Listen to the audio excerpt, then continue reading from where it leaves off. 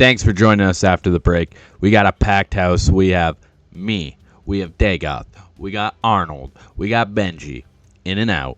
And we even have Becky in the back all day. Becky, you've been hard at work. Are we expecting a special phone call? Greg, are you talking about the call that I recorded during the break? I can play that now for you. I didn't realize that we had a call during the break. Yeah, sure. Why don't you play it? Do you want to do a cold play, or do you want to do a little bit of context? What's going on here, Becky? Well, I will give just a little bit of context. This has to do with the conversation before the break about smoking in restaurants. Okay, perfect. Yeah, so before the break, we were talking about how when I was younger, they had actual divided areas in the restaurants where people would smoke. And I said that that's actually a great idea, because if you don't have any cigarettes, you can just go into that booth, that big room. Remember, it's a glass divider. This glass divider, you'd have the non-smoking section, and then behind the plastic or glass, you would have the smoking section. So I said, just go sit in that booth. You sit in that booth, you get free secondhand smoke. Probably like one of the only good times to get secondhand smoke. Anyways. All you can eat. Yeah, okay, so we got a phone call about that. Perfect. Let's check this out. I wanted to talk about smoking in the restaurant. Smoking used to be such a great thing. I used to have my favorite breakfast every day. My favorite breakfast was a cigarette and a coffee, but they took that away from me. And I know that you were talking about dividers, but I think the whole restaurant should be smoking friendly, because I don't want that much smoke concentrated. And, we smokers have it really bad. We have to stand outside in the winter, and it gets really cold, and then we have to inhale all that cold air after we're done inhaling all the cigarette. And I just don't think that you guys are being sensitive enough to the needs of us. Okay. Honestly, I've had enough. I've had enough of we this. Can have you a lot of rights can that you are please being end this infringed call? upon right now. The Oh my God, Constitution protects Constitution. smoke. Okay, please end this call. That was a crazy call. That was uncomfortable. I did not like that call. That was like a living cigarette person talking. No, Becky, I don't mean that. Oh my goodness. If you ever get a call from them, I don't know what to say. Put them on the air. I have to hear this person's life story. I'm hitting the mic. Oh my God. That was so jarring. Oh my God. And you know what? If they allowed smoking in restaurants still, that's what you'd be getting. You'd be getting that caliber of person. No, Becky, I meant the other phone call that we had planned for today. The big phone call. I did have another phone call that I recorded during the break. I assume you are not talking about that one. But if you want, we can get these all out of the way now. Okay, yeah, just play it. We don't need any context. Call me Chris Martin, because we're doing a cold play. Like the band. Okay, yeah, Becky, you could just play that now. We'll get ready for it. Hello, I just wanted to call and say that women also get screwed over in divorce. It's not just boo-hoo for the men. My ex-husband took our whole house, and I had to go move in with my boyfriend. And he got everything in the custody just because I did a couple of drugs. So, men don't have it so hard. I've had it harder than any man in any divorce ever. I don't get to see my kids. I don't get to get alimony because apparently I make too much, and I broke up the marriage because I cheated on him, even though he never did any chores or he never asked me how I was doing in the day. So, okay. What were you guys talking about on the air? Sorry.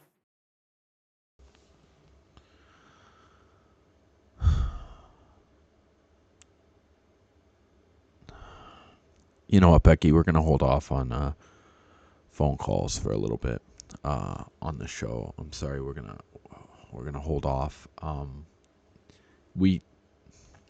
So when it comes to radio, just for you viewers, we have these things called quarter hours. We have people popping in every 15 minutes. That's why we do a lot of recapping when we're bringing up stories, or even like after the break. Our last phone call, I did a little recap over the smoking, blah, blah, blah.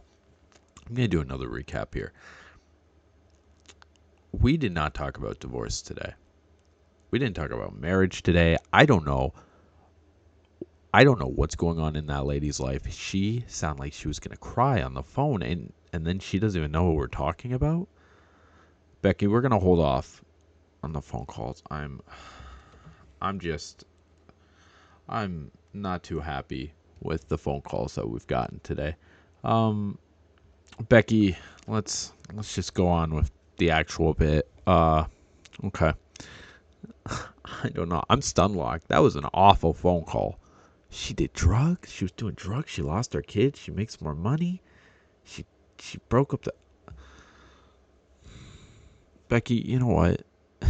If we get another call with someone like that, let's try to get them on the air, okay? Let's try to get them on the air right away, because it's a very interesting life. I actually have quite a few questions to ask her. Okay. Becky, we have a very important phone call today, right?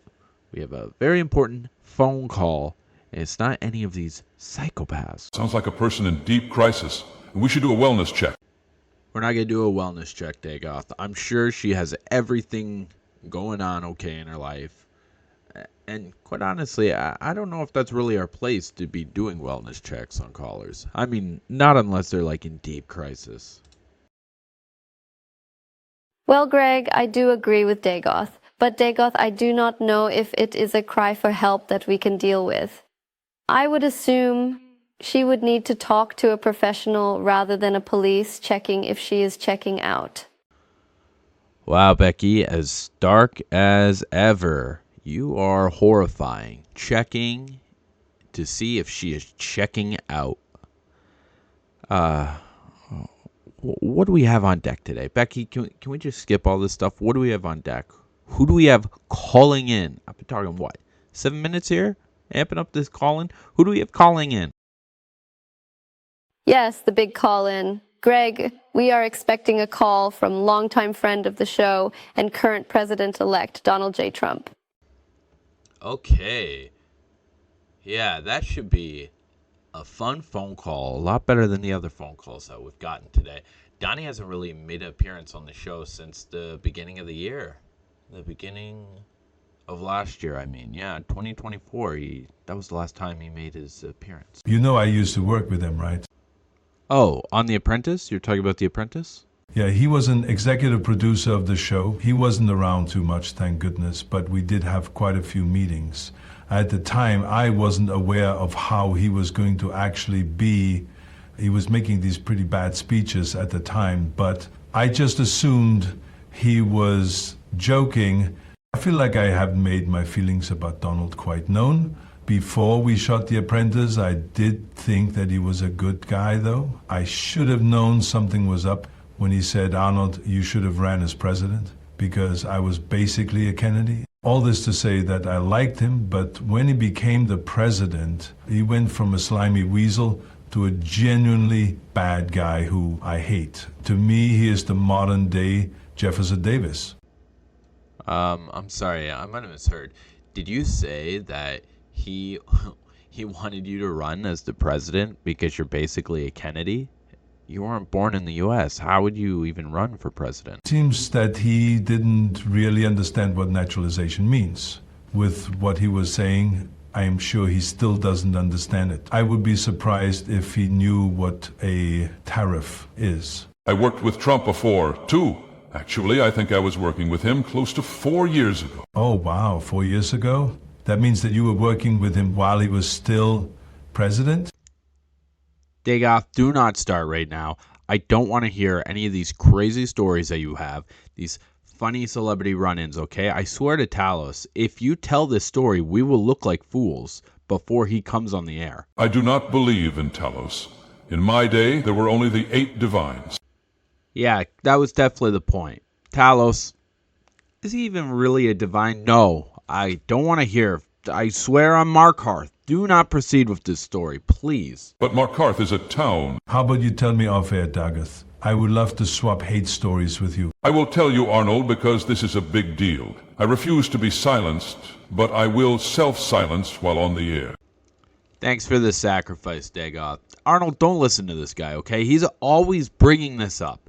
He is always bringing this story up, and quite honestly, it's getting a little old. Donald Trump owes me $25,000 for all the work that I did for him. Is $25,000 too old for you, Greg? The dollar amount is not my issue, Dagoth. I just don't care anymore. The guy's not going to pay you. Either take him to court or stop talking about it. Like, you sound like a fool right now. You sound like you're giving away free services. So that's the part that's a little old for me. And to keep it 100% honest with you, you really should move past this. You're not receiving the money. I think you're just hurting yourself right now. I mean, if you want to make a case against him, a civil court case, which, I don't even know if that's possible because of the immunity that presidents get from civil lawsuits. But regardless, I'll be here to support you. I'll be on air every day advocating for you. But until you do that, I mean, we just can't talk about this. It's too draining. It was an interesting story, but now it's getting too much. The worst part is that he kicked my cliff racer in the side as he was riding it. He was pretending to be a cowboy. He yelled, "Yee-haw!" and then kicked his sides like you would do on a horse. I even have proof. I have a big picture. Benji, can you pull that up? Benji, do not put that picture up. Do not put that picture up. I'm your boss. This is Greg talking here. Last time that picture was up, I had to talk to Trump for 30 minutes. He was crying. He was having all of these excuses. I can't go into Morrowind because of the ashes. The ashes make my shoes so dirty. If you put that picture up again, you're costing me a half hour, and I'm going to charge you for that. I'm going to somehow get the company to fine you for ruining my night. So do not put that picture up. Greg, that was the worst Trump impression I had ever heard. Also, Trump is lying about not being in Morrowind. I saw him there and have pictures. Also, Benji, do not mind Greg. This Starluster will do anything to get a phone call with a famous person. That was pretty good for Trump. China built the wall, and then Mongolia came, and then the wall was still good. That's a great Trump. And you know what? I'm not a Starluster. I don't know what a Starluster is. Sure, I like talking to famous people, but guess what? Famous people, that's how we got Arnold on the show. He's like the most famous guy out there. And I know he's lying about not being in Morrowind. I've seen the pictures, obviously. We've all seen the pictures. But I don't want to have to be on the phone for 30 minutes coddling him. Coddling. You know what? I know that you weren't in Morrowind. My shoes, they get so ashy. The ashiest shoes ever.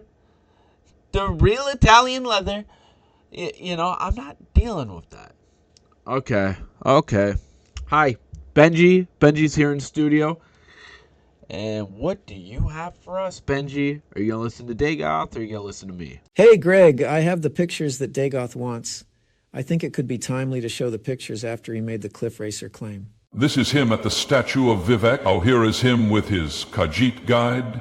If you hate Mexicans as much as he does, you do not hire these tall cats. Oh, and there are so many more pictures in here. So you are saying the Khajiit people are fear-mongered by the racist people in your land. I see why that is a bad look for him, but remember, these people think it is okay to use them for their services. That has nothing to do if they should live in the country. You are right, Arnold. But if we are going to bring in the politics of both our lands, I think him hiring a Khajiit could be a noteworthy point. Here it is, Benji, Trump riding my cliff racer. Greg, please, you know how the audience always accuses me of lying about this story. I am not so sure what it is about the cliff racer story that gets the MAGA crowd so mad. Some of them love animals, so they are mad he is hurting mine, whereas some are mad he is riding it when he should be hunting it. Benji, you got the picture. Why don't you put it up? We'll go with this for a little bit. We'll tell the Cliff Racer story again, but now we'll have the picture. It'll be a little different than last time we told it. Oh, that is good news. Here, Benji, take these pictures with you too.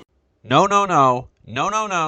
One picture only. Only the Cliff Racer picture. Only.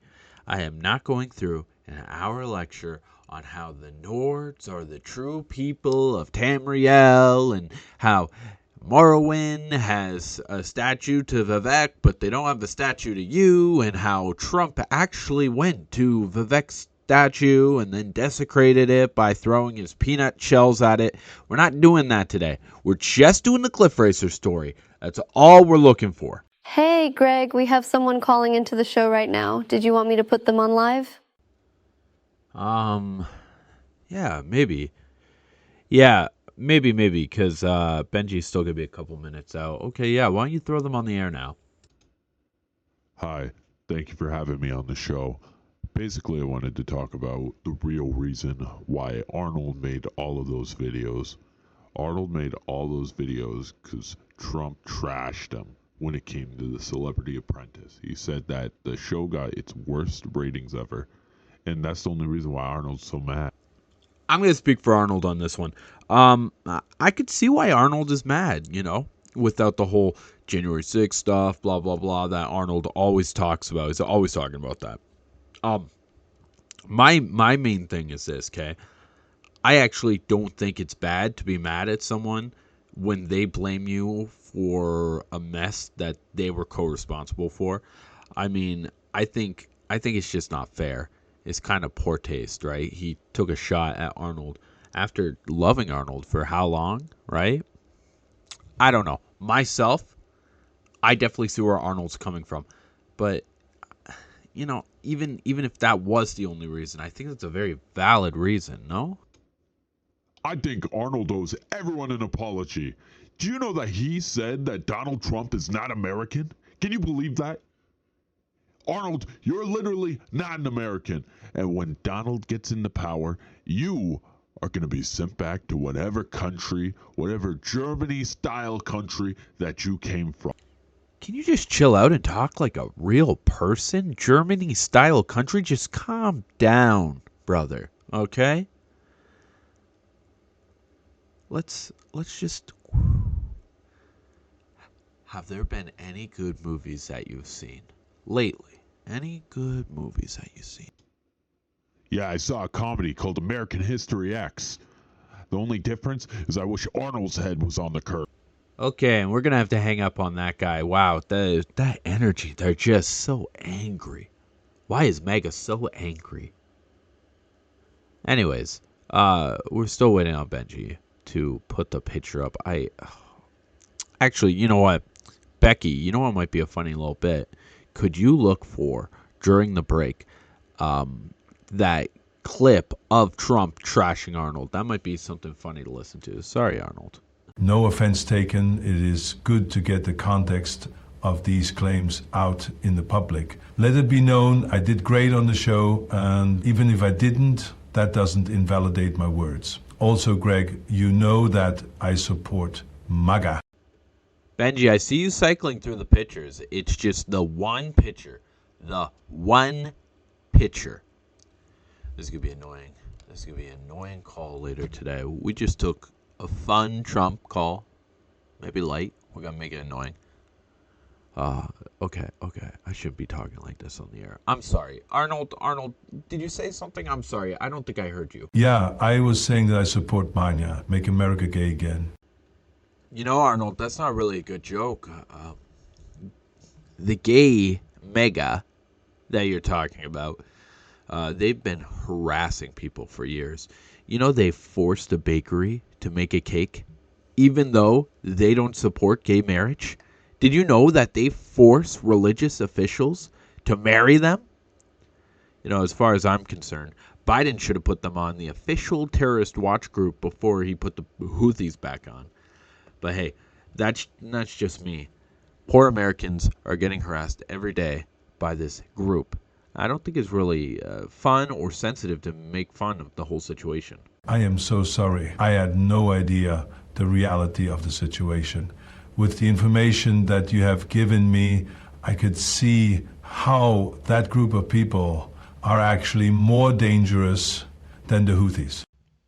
Do not worry, my friend. Do not worry. See, I was born in Canada, so I have a pretty good grasp of like U.S. politics and stuff. And, you are technically a foreigner. So we're going to let that slide, okay? We all make mistakes. Okay, what am I seeing on screen here? Oh, okay, Benji has the picture. Dagoth, the picture is up right now. Look how he is riding my cliff racer. My cliff racer was not meant to carry 400 pounds. He is turning my dear cliff racer into a cliff diver, like at Casa Bonita. Was that a South Park reference? That was a pretty good South Park reference. I mean, ignoring the fact that he said cliff racer 3 times, Casa Bonita. That's good, Dagoth. Oh my goodness, that looks terrible. How did something like this ever happen? Well, first off, cliff racers are very small and light. I can only ride them because I can cast spells that make me completely weightless. With this magic, I can make myself lighter than a feather and even past that. I can be lighter than 0 pounds. That is how I fly around the office. Well, I was riding my cliff racer weightlessly until I landed. Donald pushed me off and straddled my cliff racer. I was still weightless, so I couldn't stop myself from floating away until I cast a gravity spell on myself. By the time I crashed back to the ground, it was too late. He then forced my cliff racer off a cliff, and my dear cliff racer dove straight towards the ground. He crashed and crushed my friend. Donald got up after the crash and said riding these birds wasn't fun anymore. He then paid his Khajiit follower $50 to fight a wild bull netch. I am so sorry to hear this. That story was awful to hear. Is that your cliff racer in that picture there? Yes, that was my cliff racer before the crash. Greg, I am done. I will not bring up anything else concerning Trom today. It doesn't have to be that strict, Dagoth. I'm okay with you interacting with him during the phone call later. And, you know what? I'm so sorry to see what happened to your cliff racer. I really am a big fan of cliff racers. Personally, I would never go near one. I'm kind of scared of them. I mean, they're nothing like Cazadors, but, it's just a personal little thing. And I don't think that your cliff racer deserved to be crushed to death either. We're gonna just change topics a little, okay? Benji, what do you have on screen for us right now? I have a Dragon Ball mobile game on the screen. I thought it could be interesting for our non-audio fans, something akin to Subway Surfers. Yeah, Benji was moping around all day because the new episode of Dragon Ball D didn't come out. And I told him, Benji, they did the break. The episode before the break had Super Saiyan 3 Vegeta. I mean, you're not going to be topping that for anything. And, let them have a break, okay? You don't want these poor Japanese salarymen and salary women dying on the Walmart floor just so that we could get another episode of Dragon Ball. The show isn't called Dragon Ball D, it is called Dragon Ball Daima. I also agree that they needed a break, and Super Saiyan 3 Vegeta was amazing. Yeah, I'm getting a little bit of feedback right now. Can we just make sure that there's no fan on or anything?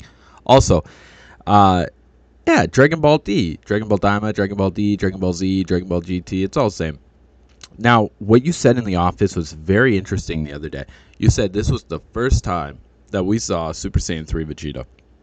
Now, I know that you remember that big fight that we had back, 7 years ago, about if Super Saiyan 3 from Raging Blast 2 was actually a Super Saiyan 3 Vegeta. I said yes. You said no. Your argument right now is that this is now the official timeline and Vegeta is now canon in it. But I can show you multiple different games, multiple different sources, multiple different medium, like Dragon Ball Heroes, where we have gotten Super Saiyan 3 Vegeta. So I understand what you're saying, but I mean, unless you want to rehash that old fight. To be clear and simple, this is the first canon Vegeta that we have seen. He was never part of the main timeline, which is Super. Every other version of that Vegeta has not mattered because it was all make-believe. Nothing of Raging Blast or Heroes counts. Benji, be serious for 5 seconds, okay? Are you going to tell me right now that Super Saiyan 4, which is not canon, Super Saiyan 4 is not canon, you're going to tell me that that does not matter in the makeup of Dragon Ball? What about Z Gogeta? You going to tell me that that doesn't matter? I got one here too. Broly, Z Broly, one of the biggest bads of the day. You're going to tell me that that doesn't matter? I mean, come on. You got to listen to yourself, okay? Sure, maybe like Cumber, Hearts, Sealess, Fu, that weird Namekian from Dragon Ball Online. Maybe they're not like the core of the series like a Goku or a Frieza.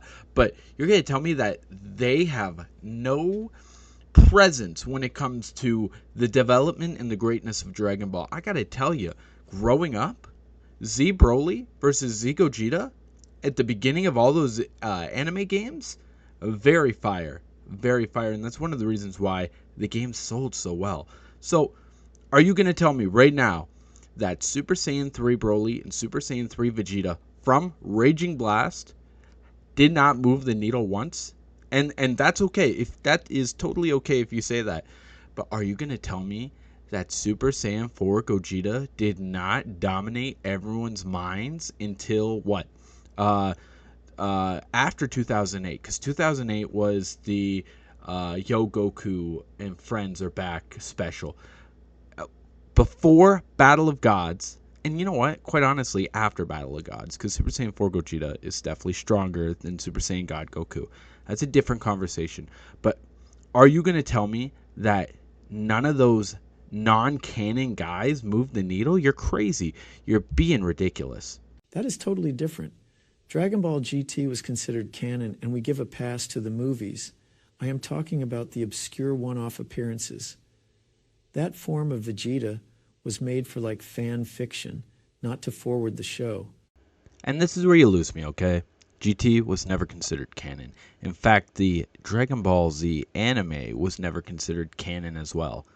Obviously, we give a pass to movies, but why do we give the pass to movies? Because Cooler rocks. Garlic Jr. rocks. And Garlic Jr. rocks so much that he actually added to the non-canonicity of the Dragon Ball Z anime, right? They gave him his own arc. We love Metal Cooler. We love Janemba. We love Bio Broly. Like, we even love, before it was canon, Beerus. We love Golden Frieza as well.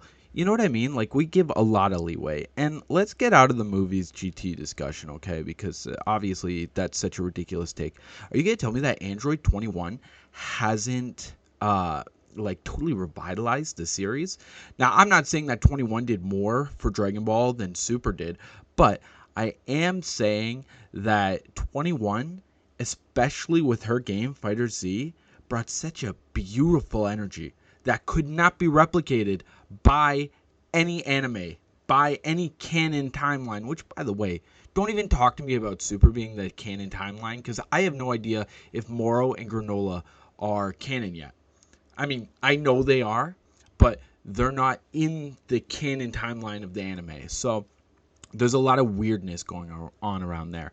But yeah, like Android 21 has been amazing. And then you get some like funny, smaller cameos like Banyo from Kakarot, right? Like, you're going to tell me that Banyo isn't kind of funny? It's like, oh, how did Captain Ginyu replace Banyo, right? Like, I think for whatever reason, you're not enjoying the show. I think you're doing some kind of weird mathematical equation to find out the power scaling. Like, yes, of course, we know that Goku in the Tree of Might is probably mid-Namek tier when we're talking about power levels. But that doesn't take away that the fight against Turles was still amazing. You know what I mean? Like, I don't know. I think you gotta start enjoying Dragon Ball a little more instead of doing this weird online debate stuff. You said that you had this argument in the past about the Saiyan 3 Vegeta. What caused it? So, before the Broly movie came out, what was it? 2018, I believe the Broly movie came out. Before that came out, we had seen Super Saiyan God Vegeta in the manga fighting Zamasu. I believe it was Goku Black. He was doing some kind of technique. If I remember correctly, it was kind of like the technique that Goku did against Hit in the Universe 6 tournament. Doesn't matter. Really doesn't matter. The issue was when 2018 rolled around and we got to see Super Saiyan God Vegeta on screen, we, Benji and I, had a debate like what is canon, right? We know for a fact that the manga and the anime timeline have some weird difference in canonicity, okay? Both were written by Toriyama prior to the Moro arc. So what we were arguing about was, oh, is this the true first time, or is this just the second time, but just in a different media? And I argued just the second time, and he argued for the first time. I really don't understand, and Benji, I'm not bashing you, brother. Brother, I'm listening to you. I don't understand what is going on, what he takes from Dragon Ball. Like, for me, it's this, okay? They released a game, 08, 09, Budokai Tenkaichi 3. It had 162 characters, Arnold. 162 characters. That is what Dragon Ball is. A whole bunch of guys and a whole bunch of ladies, and they're all fighting each other, and they're all super strong, and they're all just like beating each other down. I don't know what kind of weird power scaling community. I know about some of the power scaling community. I'll go home, I'll turn on like Seth the Programmer before he got canceled, but he's uncanceled now. Or I'll listen to like Chuck or blah blah blah, Geekdom even, maybe even to Truth. If we're gonna be honest, sometimes he has some good takes. The issue is though, okay, the power scaling, it can be a reason why you're in to Dragon Ball, but I'm not gonna really take you seriously. It's just like this, okay? We have these discussions about filler. We're always talking about filler, right? Oh, this is filler, it doesn't count. What does that mean it's filler and doesn't count? Just because it wasn't in the comic, in the manga, that doesn't mean that this situation didn't happen.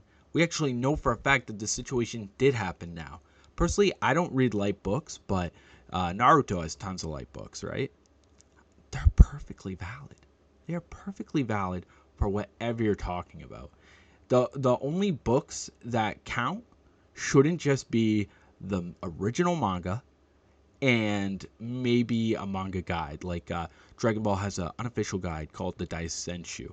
But because it's unofficial, does that mean that it's actually true? Like, you see, they're like nitpicking, pulling these weird threads to just not like the show. Personally, I'm a big fan of everyone. I'm a big fan from Ultra Instinct Shaggy to Farmer for Shotgun. You know what I mean? Like, Benji and I, we do have this disagreement. I mean, and you know what? Benji and I are very cordial. We'll have, like, real discussions, right? Like Jiren versus Broly. Of course, Jiren would win. We have Ultra Ego versus Ultra Instincts. I mean, Benji even reads the manga. So, I don't know how he's consuming it. We're both consuming it differently. Pretty much that's the jux of it. Benji, it does seem that you have a hang-up on Dragon Ball, even though you are clearly a fan. What is the disconnect between you and Greg? There are two reasons I have for this difference in opinion. Basically, I have so many other animes that I watch that when I discuss the topic, I am only concerned with the stuff that everyone knows. Everyone knows the Goku versus Jiren fight, but not everyone has seen the Goku versus Hearts one. I am not a Dragon Ball fan as much as I am an anime fan. I also use anime to communicate with people online.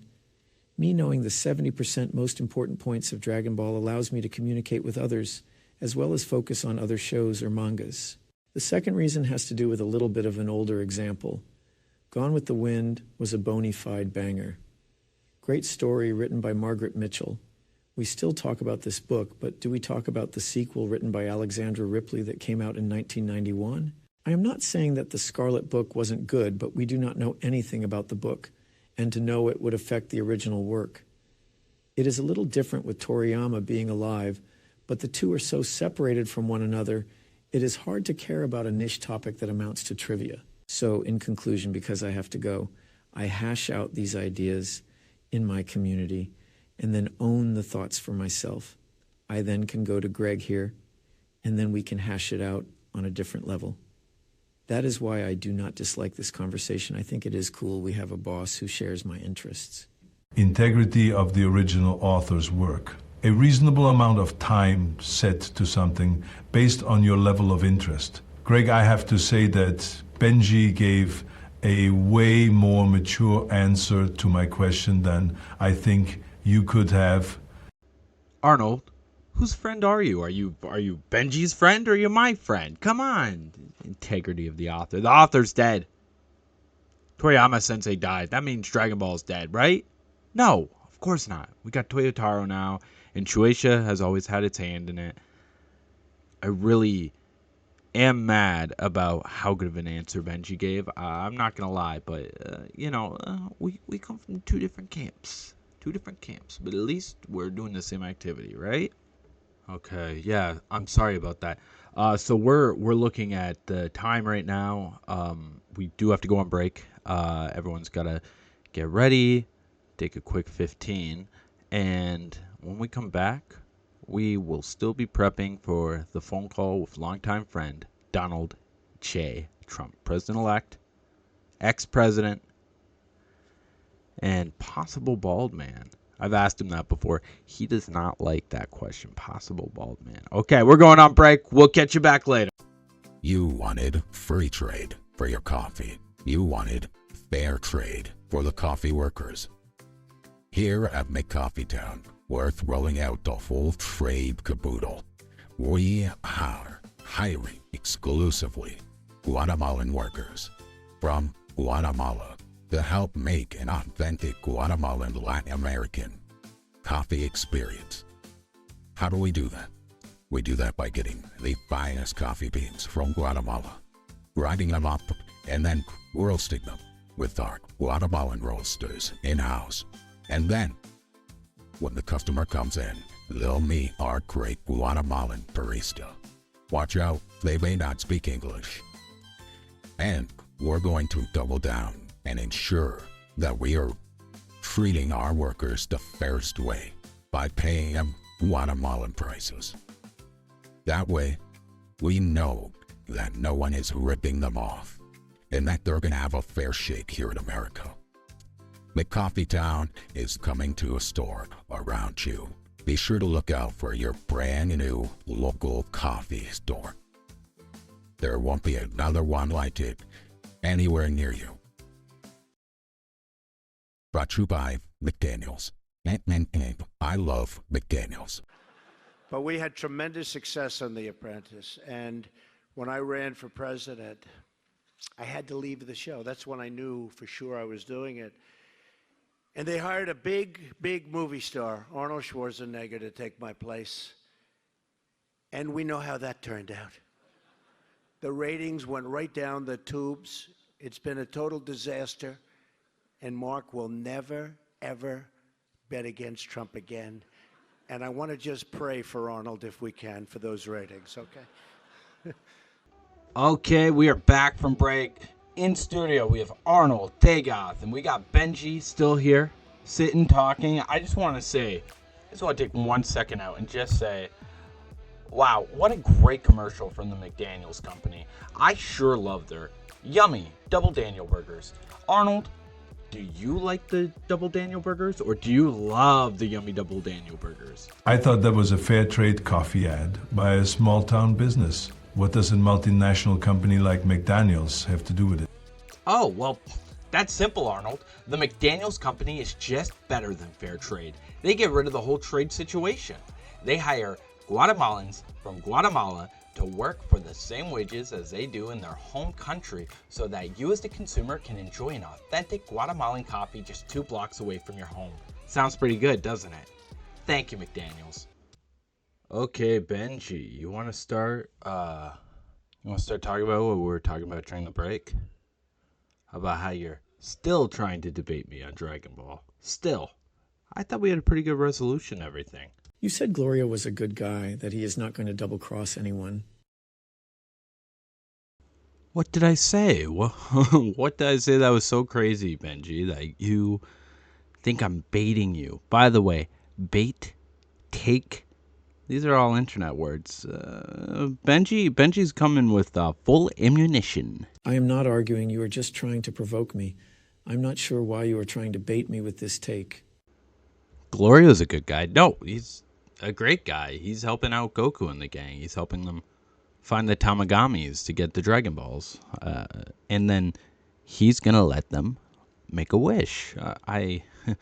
Sounds like a good guy to me. Hey, with enemies like that, imagine how good your friends are. He is clearly working with Arinsu in a plan No to collect the spoilers, no Dragon Balls. spoilers. Oh my goodness, no spoilers. But I know that you have seen all of the episodes. We were just talking about how cool the Vegeta and Tamagami fight was. All I'm asking for is no spoilers. That's a fair request. Is that not a fair request, Benji? I don't go around telling you how Dragon Ball GT ended. I know how Dragon Ball GT ended, though. Goku No rises from the spoilers, ground no and fires spoilers. off the We don't need to hear universal- any spoilers. No spoilers. Come on. Benji, I haven't even finished the show yet. Why are you doing this? Why are you spoiling the show for me? What do you mean you didn't finish the show yet? You brought up Goji Ta. How have you not gotten past the point where he defuses? Okay, so Super Saiyan 4 Gogeta doesn't beat Omega Shenron. Okay, that's news to me. Thanks, Benji. Why don't you just go? Why don't you just get ready for the Trump call, buddy? Get ready for the Trump call. Actually, wait, I'm getting something here from Becky. Becky, are you saying that we're good to go on the birthday bit? Yeah, we can start the famous birthdays of January 8th segment now, if you are ready.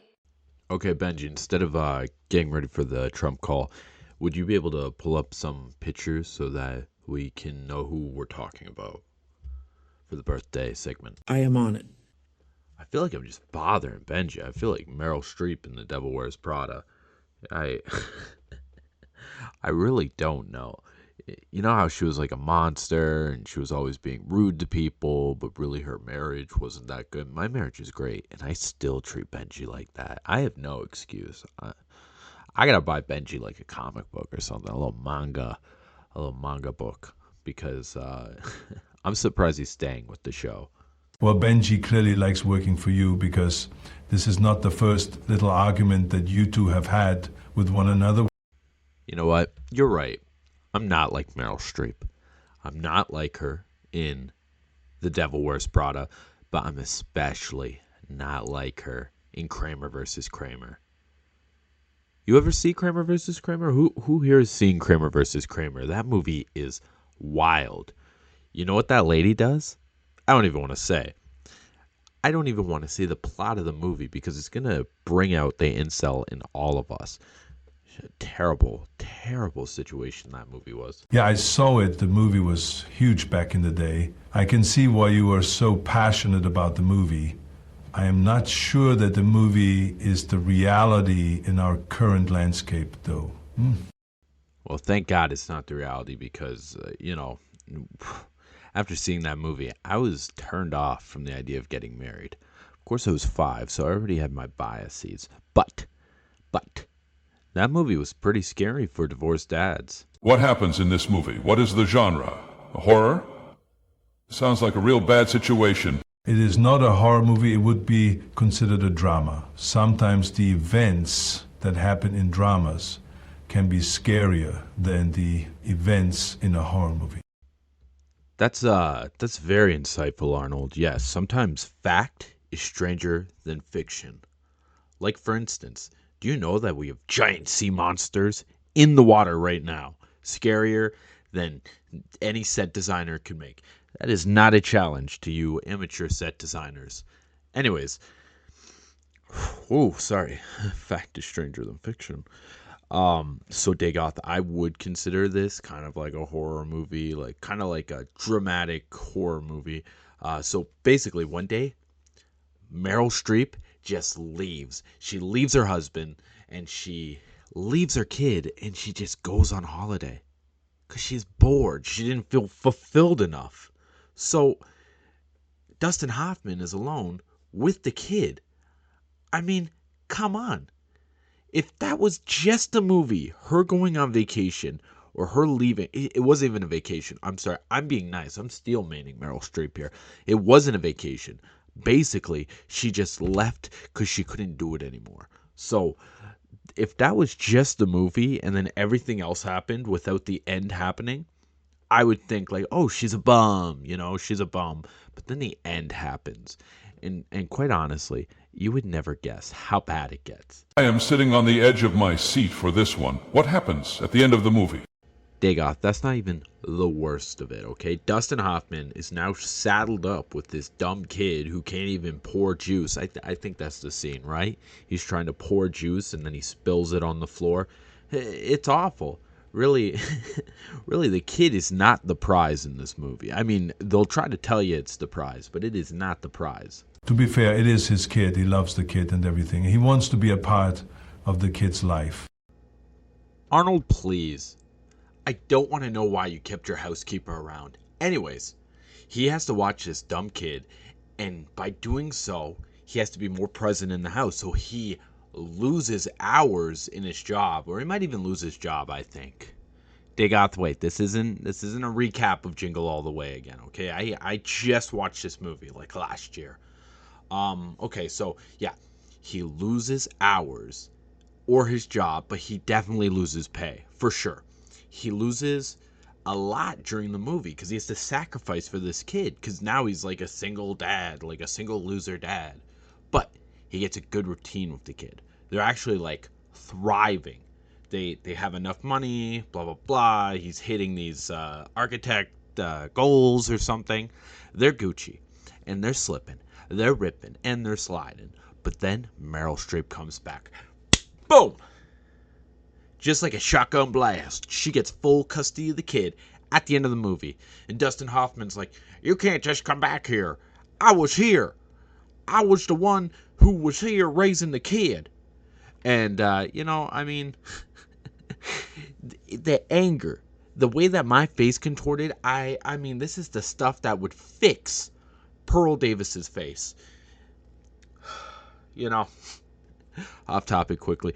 Pearl Davis kind of looks like she's got that glacier face where like half of it's sloping down and the other one's in the right position. Anyways, I'm sorry. Back to the movie. So she actually gets full custody and then Dustin Hoffman only gets partial custody. And it just made me so mad because she was so entitled as well. She said, I'm here, I'm taking my kid back. And Dustin Hoffman's like, where were you for the... And she was gone for like 9 months or a year or something. Like, she was gone for a very, very long time. I'll tell you what. That lady who called this morning, the crazy divorce lady, I'd love to hear her take on the whole Kramer versus Kramer movie. Because I'm sure that wackadoodle would have something maybe of interest to say. I mean, I don't even know.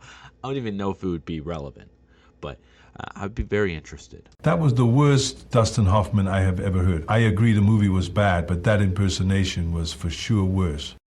Arnold, can you be a little nice? We don't have too much production for the show, so when I do an impersonation, I mean, short of me grabbing a soundbar, which, by the way, the PD has been on my case about grabbing a soundboard, that's it, and starting to do some bits. So, I mean, short of that, you gotta give me what I can do, okay? My Trump, very good. We're gonna rename it the Gulf of America. My Hoffman, are you trying to seduce me, Mrs. Robinson? I mean, come on. I'm basically the guy. Both of those guys at the same time. That's how good I am in impersonations. So if you could just do me a favor and stop calling me out. It's, it's not really nice to my mental health. So we're going to jump over to birthdays now. Becky, who do we have for birthdays today? Okay, Greg. The first birthday that we have today is Elvis Presley. One of the major music acts back in the 1960s, Elvis would have been 90 years old if he was still alive today. Sadly, Elvis passed on August 16th, 1977. And what a, unfortunately, memorable death. They found him dead in Graceland in the bathroom. I wouldn't have brought it up if it wasn't so joked about. People laugh, If you have to strain to take a number 2, a little dookie, you really could give yourself a heart attack. I mean, unfortunately, Elvis had a lot of other problems besides the weight. But I love Elvis. I love him. And Becky's saying, one of the biggest musical artists of the 1960s. I love that because I know for a fact that Elvis would have hated to hear that. He hated the Beatles famously. As a big Elvis fan, I, whenever I go to karaoke, I'm always singing Elvis songs. Here, Arnold, tell me that this is a bad impersonation. Lord Almighty, feel my temperature rising. That's just a little bit. Maybe I'll do some more on break, okay? But that was pretty good, eh, Arnold? Wow, Greg. I would like to hear the rest of that song for sure. Maybe from Elvis, though. I am just joking. Seriously, did I ever tell you I met Elvis? No, I never heard that story. You met Elvis? No, I didn't meet him. Good thing I didn't tell you I did. That's hilarious. That was a really good joke, actually. I like that. Just circling back to Elvis for a second. 90 is actually not that bad. I have a grandmother who's almost 90. Her name's Arnold. Ha. Hey, I am only 77, and I'm also not a lady. This is really the show's Billy West moment. I love having Arnold here, bro. Arnold is just so funny. And this is a side, no other media would give you this experience with Arnold Schwarzenegger. No other media. Okay, back to what we were talking about. I actually want to talk about this great example about how dumb people were when I was growing up. Becky, can you do me a favor? Can you pull up Adolf Hitler's birthday? It's okay. I'm going somewhere with this. This has nothing to do with any politics. This has nothing to do with Elvis dying. This is just something to showcase how dumb the people in my life were when I was a child. Becky, can you pull that up? Okay, boss, it is looking like Hitler was born on April 20th, 1889.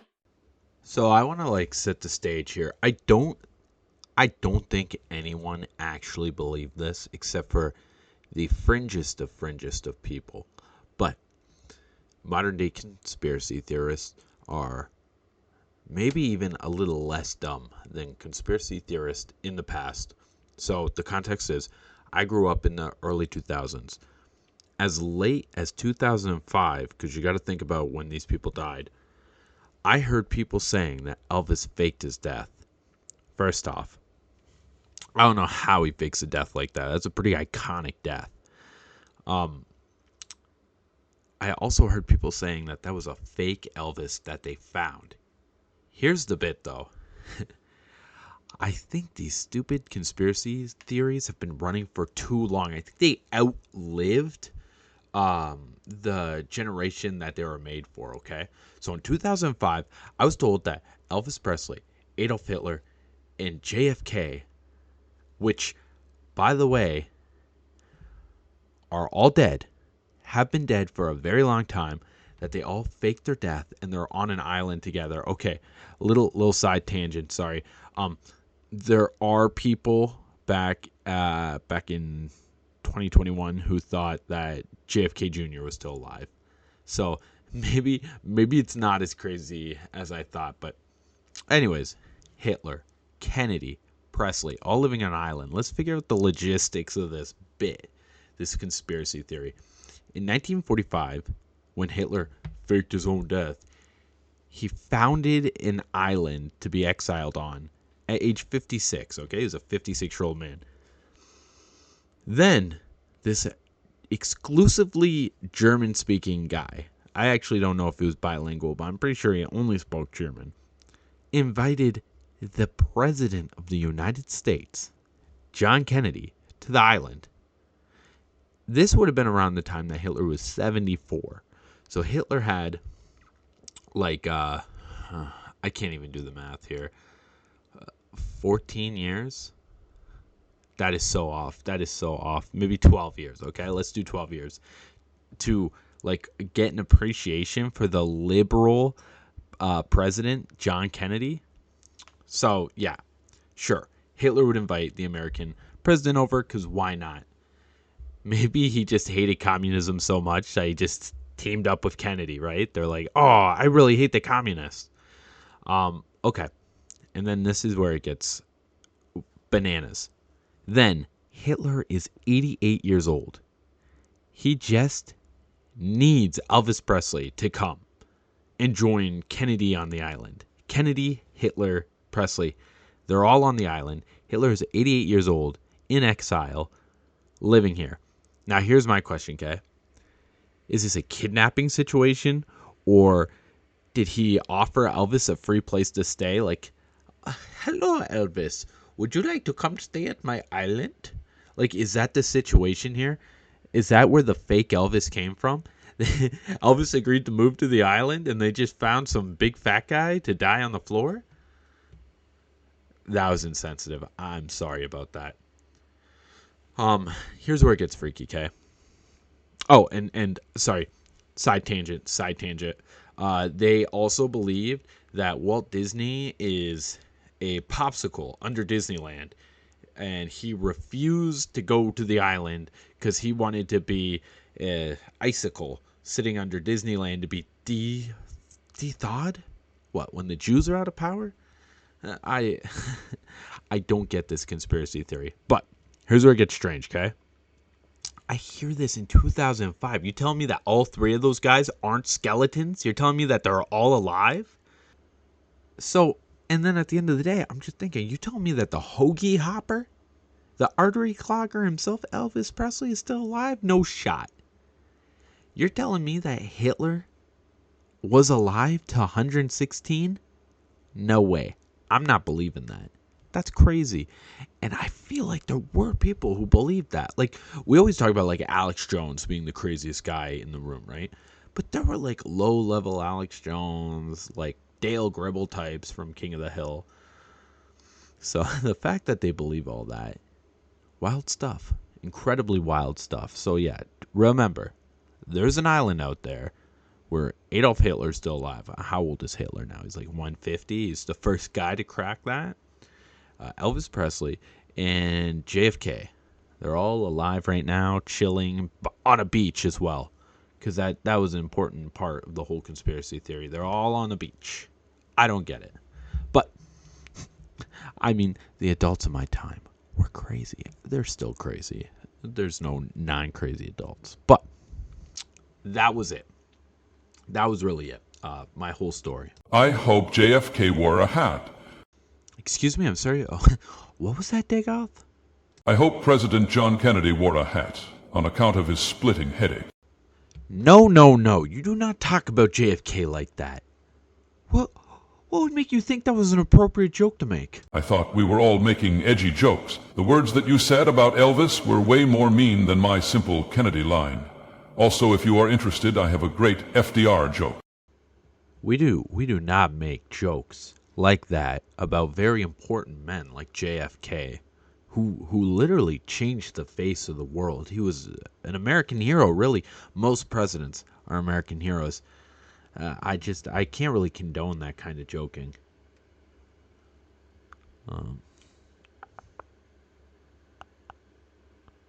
Okay. What's that FDR joke you have? Do you know what FDR stands for? Nothing. And another one is that FDR is an acronym for Franklin Delano Roosevelt. Oh, you know what? I actually don't like those. Okay, no more president jokes. Those two are not nice. Those are just wheelchair jokes. That had nothing to do with FDR. I mean, I guess the Kennedy one has to just do about a shooting and nothing about him, but still, that was actually tasteless. Becky, what's the next birthday that we got? Greg, the next birthday that we have up is Rey Mysterios. He would have been 67 years old today. As a famous wrestler in the WWE, Rey held many championship titles, such as the WWE Championship. Rey passed away on December 20th, 2024. Yeah, the WWE used his death as a bit, if I remember. My wife was just showing me. It's so sad. He died just 18 days before his birthday. I don't know if that really matters for anything. It's just kind of sad, you know. I wonder if he was waiting for his birthday. Okay, so yeah, I guess Dominic was using it with this girl. She has like big eyelashes and blonde hair, and I think Rhea Ripley was involved somehow. I'm actually not too sure. I'm not too educated on the WWE lore, but I do know that Dominic was being a jerk at his father's funeral. There's a lot of times where they did not break kayfabe in the WWE, but there are times where they did. I mean, the Chris Benoit one was a little extra, but I'm pretty sure like they respected Eddie Guerrero when he passed away, even though he was actually just brought in for a bit. Because on the first episode of Raw on Netflix, we'll talk about that later, but the lady, she does a 5-star frog splash, and the announcers are like, "Oh my God, she's disrespecting Eddie Guerrero." So I actually might need to brush up on my WWE. It's nice that like divas are actually having matches worth showing, but I'm sure Ray would have understood that his son kind of used his death as a bit, but I don't know. It's a little heartbreaking, right? A lot of those high flyers, like I was always a big fan of Rey Mysterio. I liked wrestling. He was the guy back in the day when it came to high flying. When I was watching during the Attitude Era, right? I mean, high flyers came around before the Attitude Era. We had like WCW, Bischoff's company, kind of introducing the idea of the high flyer.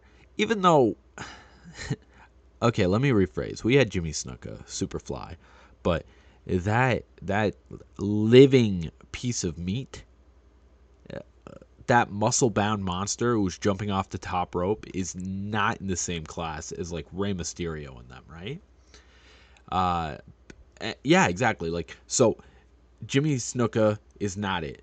WCW created the high flyer, and then in the Attitude Era, Ray was one of the biggest ones. We had Eddie Guerrero, Edge, Jericho, Christian, and a whole bunch of other guys, right? Like a lot of nameless guys, very talented at being high flyers. Yeah, there's always a special spot in my heart for Rey Mysterio and what he has contributed to the WWE landscape. That being said, there's another reason why I love Rey. So it was WWE SmackDown versus Raw 2008 or 2009. It was the last game they could do intergender fighting. Now, I always thought it was funny to have Trish Stratus like beat up Big Show. I don't know why I thought that was funny, but I always did fights like that, right?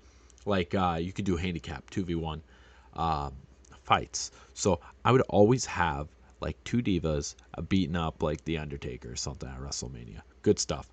Now, when you couldn't use the divas in an intergender fight, I actually just fully switched over to Rey to do that kind of David versus Goliath thing. So I would have like Rey Mysterio fighting Andre the Giant. I would have Rey Mysterio fighting the Big Show, just to kind of make up. I'm not saying like Rey was feminine or anything, but his slight height, he was like low fives. He's probably 5'2", right? Kind of made up for that loss of intergender fighting. What are we talking about again? Oh, yes. Rey Mysterio, great high flyer. I love playing with him in the games. Also, I will say, in the Attitude Era, having Rey and Batista together so often, great kind of energy. Becky, who else do we have here? Sorry. We have David Bowie, who would have been 78 years old today. World-famous musician and actor, passed away on January 10th, 2016. I don't care about this one. I gotta be like the only guy in the world who hates David Bowie. David Bowie's so based. He's so funny. Oh, did you hear David Bowie? He was talking about Mars and space. Yeah. You know what I heard about David Bowie? Him and his wife slept with a 14-year-old. The same one that Jimmy Page dated. Actually, Jimmy Page, funny tangent. He broke up with the 14-year-old when she turned, what, 16? 15 or 16? Because she was too old, and then he dated another 14-year-old? Yeah, I don't really care that Jimmy Page or David Bowie dies. I'm going to be honest. I'm not rooting for it, but no love lost. What was her name? What was her name again? Lori Maddox. Lori Maddox. Yeah, something like that. Whatever. No love lost. Bye-bye, Bowie. Burn in pieces. Who do we have next, Becky? Next up, we have the late, great Stephen Hawking. He would have been 83 years old today, a famous physicist, cosmologist, and author. Mr. Hawking passed on March 14th, 2018. Okay, a few things to start off, Dagoth. I don't want to hear any wheelchair jokes. And Becky, I love the late great. That's going to be a great nod to the Trump phone call that we have later this morning coming up. And also, Becky, whenever you're talking about Dr. Hawkins, I would call him Doctor instead of Mr. Hawkins. Anyways, real cool guy. He had the theory of relativity. Okay, so basically, okay, let's try this. Okay, so time is measured by light. It doesn't hit everything like a straight line. Light actually bends and curves around large objects that have mass. Okay, I could be getting this completely wrong. Do not put this on your science project. Okay, so when we look at light from the sun, it actually bends around our planet, and that has an effect on what we see and when. Okay, I don't think it has an effect on time. I think gravity would have the effect on time, and gravity is also affecting the way that the light bends. This kind of has to do with like black holes. Black holes suck in light, right? So that kind of screws up everything there. But light definitely has a correlation with time because stars can burn out, right? You can see like a dead star still emitting light to us, right? And that's because the light has yet to come to us. It's pretty confusing to me. I think my favorite phenomenon with the whole thing is you take something like the Hubble telescope or the James Webb. The James Webb. I'm sorry. I just remember who told me about the James Webb. Anyways, you take the James Webb. Apparently, theoretically, if you take the James Webb or Hubble telescope far enough back, you'd actually be able to look into history. Is this correct? Because we would still be seeing the light from the past. I'm not sure. You'd really have to extend the distance. But they said theoretically you'd be able to see dinosaurs from the past. Incredible stuff. I mean, I really should be looking into how that works. I just don't know how it's gonna personally enrich my life. I'll tell you how. I'll tell you about how the gravity and time dilation. I think that's another thing. Okay, so the bigger the mass, the longer it takes for time to pass.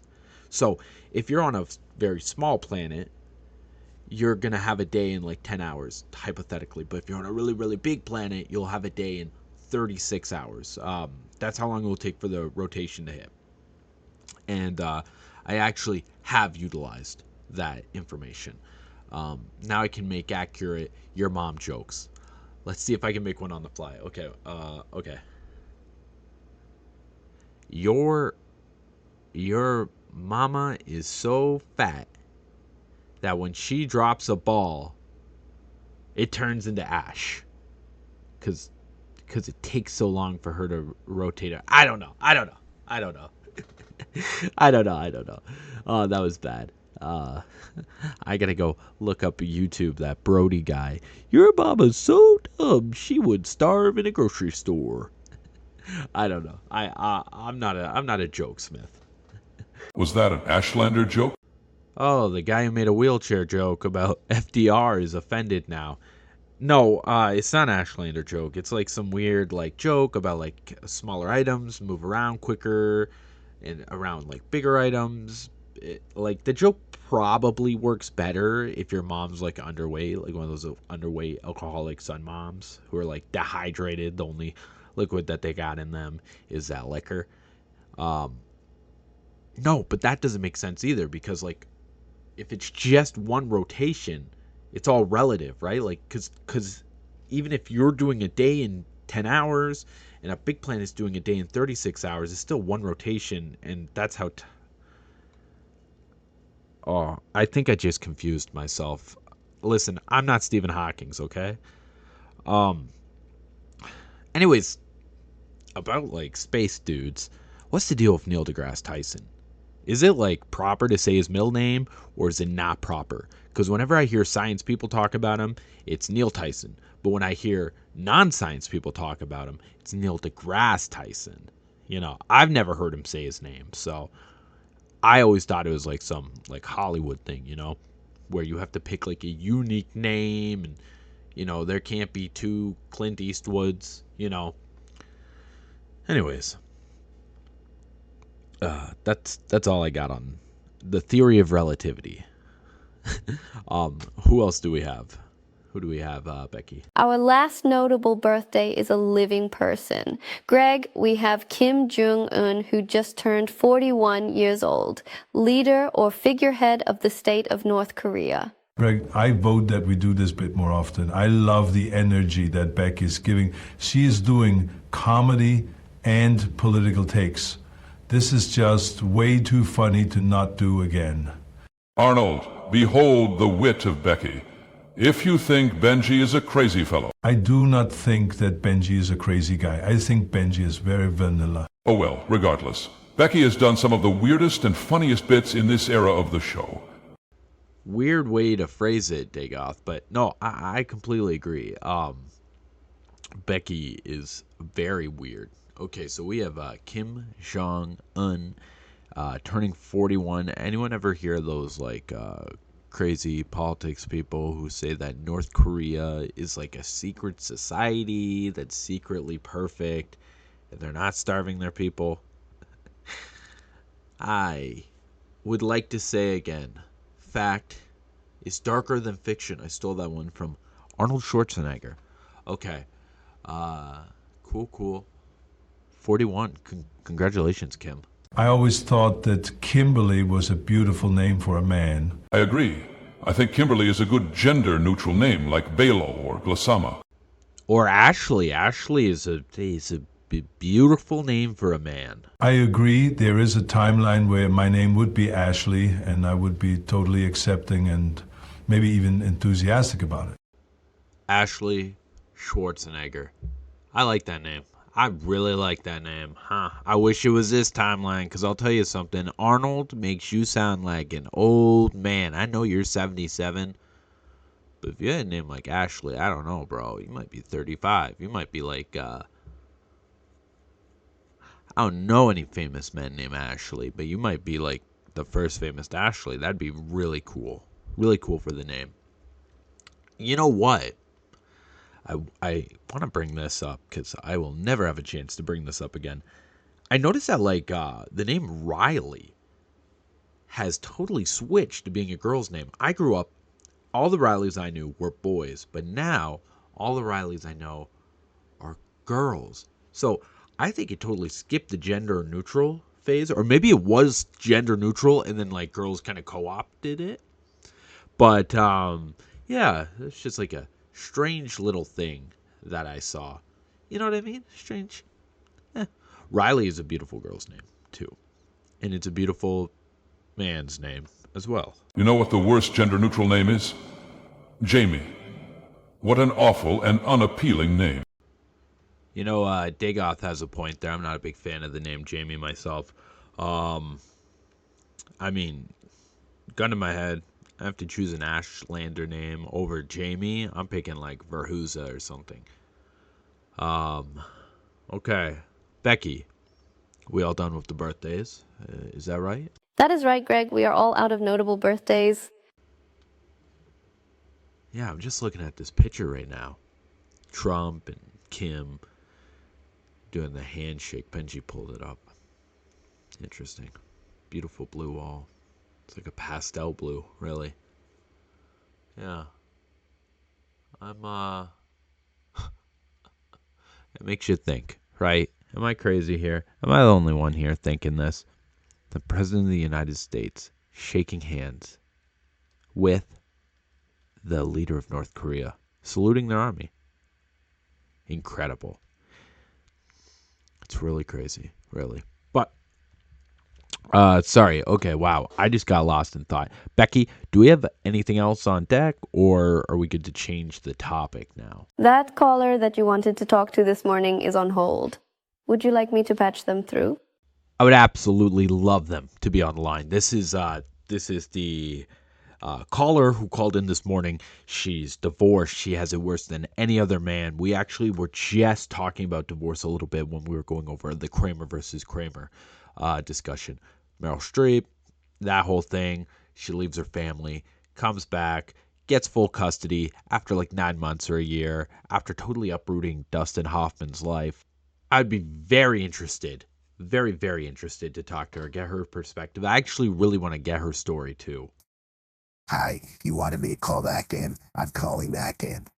First off, I totally agree that gay people shouldn't be forcing bakers or priests to make their cakes or force them to be married. Also, I agree Hitler and JFK and Elvis are alive right now on a beach drinking mojitos. And I also have a problem with an Ashlander being on the show. I think it just kind of screws up the whole ordeal. And I think there's something wrong with Benji. And I think that Becky is a real... Okay, that wasn't who I thought it was. I was not expecting all that. I wasn't expecting all of our jokes to be taken seriously. I'll be honest, I'm actually a little stun-locked right now. Oh my God, that living cigarette person. You know they smell so bad. I've never met someone who sounded like that based off cigarettes, smell good. You know, it would almost even like be impressive if they didn't smell like cigarettes, if their clothing wasn't drenched in ash. Dagoth, no offense, you might be from a volcano. That lady or man, you know what? I can't tell. They are literally ashlanders. They literally live in the ash. I bet you they got cigarettes on their floor. Anyways, I had to hang up. That was awful. That was so awful. They sounded very, I don't know. They sounded very lit up. You know what? Actually, wait. This is a great transition. Let's use this as a transition. Right now, the fires in LA are such a crazy topic. And to do a quick link to the lady, she is probably going to start a fire in her neighborhood when she goes to sleep and leaves a cigarette light. I've seen it in the movies. It falls on a shag rug, boom, the house burns up in flames. Anyways, let's talk specifically about the fires right now, okay? I'll be honest, I can't believe the amount of damage that has been done to the town of LA. It's crazy. Brick and mortars have caught on fire. I didn't even know bricks could burn. I saw this picture of a cafe. I think it was in the Palisades. I can't even say this without exaggeration. The before and after kind of look like the before and after of that building near the Museum of Hiroshima. Like it was just the structures left. Like it almost looked like a picture, like it was just drawings, these lines that were holding the whole building together. Everything else was burnt off. I did see that there were there have been deaths. Sorry, 2. CNN is or CTV is reporting 2. CNN is reporting as many as 5. The highest tolls we have seen were in The Guardian. The Guardian said that there were 7 deaths. Biden, good guy, has agreed to pay up to 100% of the firefighting needs for 180 days, and that is an executive order, or I actually don't know what it is, but I don't think it can actually be reversed by Trump. But I have no idea. Do not listen. I guess a couple places, Kenneth and Eden, as well as most of the Palisades are completely uncontained right now. That means the fire is still growing big. It does seem like Newsom is going to get Trump involved. I guess he is planning on sending a letter. If not, he already sent a letter. I'm no expert on wildfires. We have someone here who is an expert.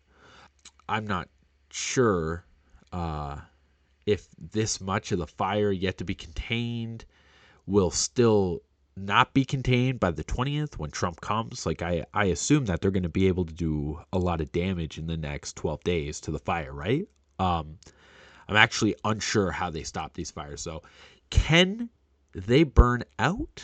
Like I imagine like a riot would kind of like burn out and like, or do you have to like actively put them out? I understand that California has like a lot of bush, a lot of brush and all that stuff. So I actually don't know. We have Arnold here though. Arnold knows. Active role on our part. There were at least 2 points during my administration as governor of California where I had to actually call a state of emergency. I remember walking and surveying in 2007 and 2009, and it affected a lot of different counties like we are experiencing now. I have not been able to see the spending on Newsom's part. I have been busy, but what I did was spend $7 million on some early reporting equipment and facilities. The issue is that we learned too late, or our equipment was old. By the time that the 2009 fires happened, we were already approved for our spending that was proposed in the Blue Ribbon Task Force report. Although I have been busy, I do have trust in all the people who are working. Even the firefighters on the ground have so much experience on the matter. I am rooting for them, and if Governor Newsom needs anything from me, I would be happy to help. Well, that's interesting about the early reporting. I mean, that's one of the only things that makes sense. I mean, as I understand, the early reporting's good, but a lot of them have not been like naturally caused. I really don't know too much about it. I'm not too well versed. But yeah, I mean, Gavin, if you need my help, buddy, I mean, I'm here. We kind of look like twins, Gavin and I. If you really think about it, like, sure, he's taller, he's a little more handsomer than me, and his hair is always brushed, but I mean, if you're like 10 beers deep, 12 beers deep, you might think I'm him, maybe. Not 100% sure on that, to be honest. Now, yeah, early reporting, I'm a big fan of that. Why don't you early report what your plans are for the next couple of weeks, Arnold? I'm sorry to California for making a launch board joke about your fires. We are thinking about you. But Arnold, you said you were busy for the next couple of weeks? I was doing a shoot for a movie. I have to finish it up after the show. I will be gone for a week's time, I believe. The man with the bag, I play Santa, and I have my magic bag stolen. I work with a thief, Alan Ritson, to get it back. Alan Ritson, that guy is huge. He plays in Jack Reacher, I believe. His head looks like a whole ham. I remember watching the other Jack Reachers, Tom Cruise and John Krasinski, and thinking to myself, where did they find this meathead? No, I think John Krasinski was a different Jack. I don't remember what Jack it was. I know that the only Reacher was Cruise and this meathead that Arnold's working with. He is the biggest guy that I have ever seen. It is like if you took The Rock and made him younger and somehow bigger. Arnold, you guys give each other punk tests while on set? Arnold, if you don't know, a punk test is like... It's like gay chicken, but instead of being gay, you're being tough. So like if you're friends, maybe you'll like shoulder bump them, or maybe like you'll step on their shoe, see how they react. If they don't react, you punk them out. Now, if they're doing this and they're trying to rob you, now that's a whole different situation. So in that case, the punk test is actually kind of scary, because if they find out that you're not going to respond to getting shoulder checked or like them laughing at you, they know that you're a mark to be robbed. But Dagoth isn't talking about that kind of punk test. He's talking about the punk test where it's like, hey, I'm the bigger guy on set. Give me a little respect. Yeah. Do you guys do that on set? Like, I can't imagine you would. I would imagine that you would just get enough respect, and that you would also give respect. You're a very respectful man. And you've never once stepped on my shoes, so that's where I'm getting that from. Well, the guy is 35 years younger than me. I am more than sure that he could beat me in any fight. I'm also not going out looking for a fight pretty much ever. It is like Greg said, I give respect to everyone, and they just happen to reciprocate. Yeah, honestly, before that Paul and Tyson fight, I would have probably had my money on you versus that Reacher guy, but after, I think everyone who watched that fight, who thought that Tyson was going to win, I think they all learned a big lesson.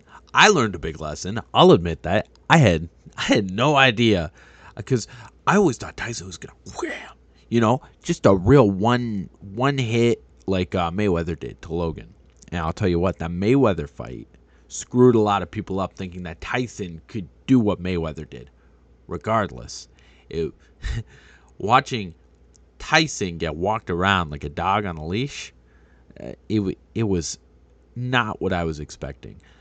Arnold, whatever you do, just don't fight the guy, okay? I wouldn't want you to fight the guy.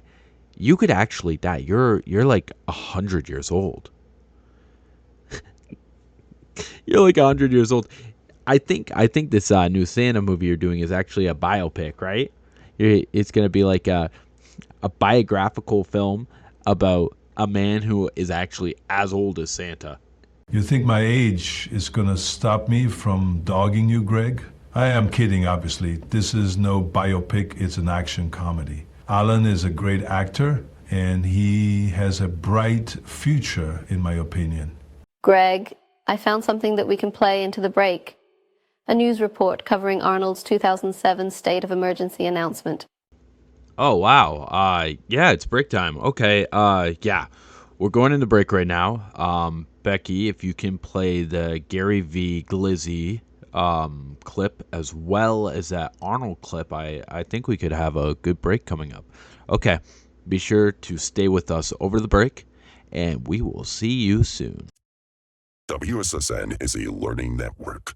We are starting a new program here called Money Moment, where we talk to a couple of influential wealth makers to see if they have any wisdom to impart on you, our great viewers.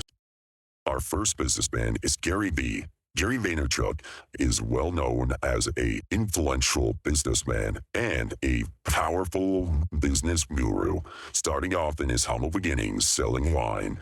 Gary, can you talk to our viewers about investing? Investing is simple. You take 10 glizzies and give them to the glizzy man to hold and sell. In 3 weeks, you go back and request your share of the glizzies. Now, the number you get back will be based on a percentage previously negotiated, but if all is good, you will get way more glizzies. Thank you, Gary. Would you be able to go into possible pitfalls that could exist for our new esteemed investors? The market is always a risk. You may have a bottom full of glizzies in storage, but it could be a blicky market. Be wise and follow trends, and if that doesn't work, go back to the glizzy man with that blicky and get your hot dogs back. Thank you for your time, Gary. Now, we're going to go to Sands to tell us about all the new advancements in 401ks.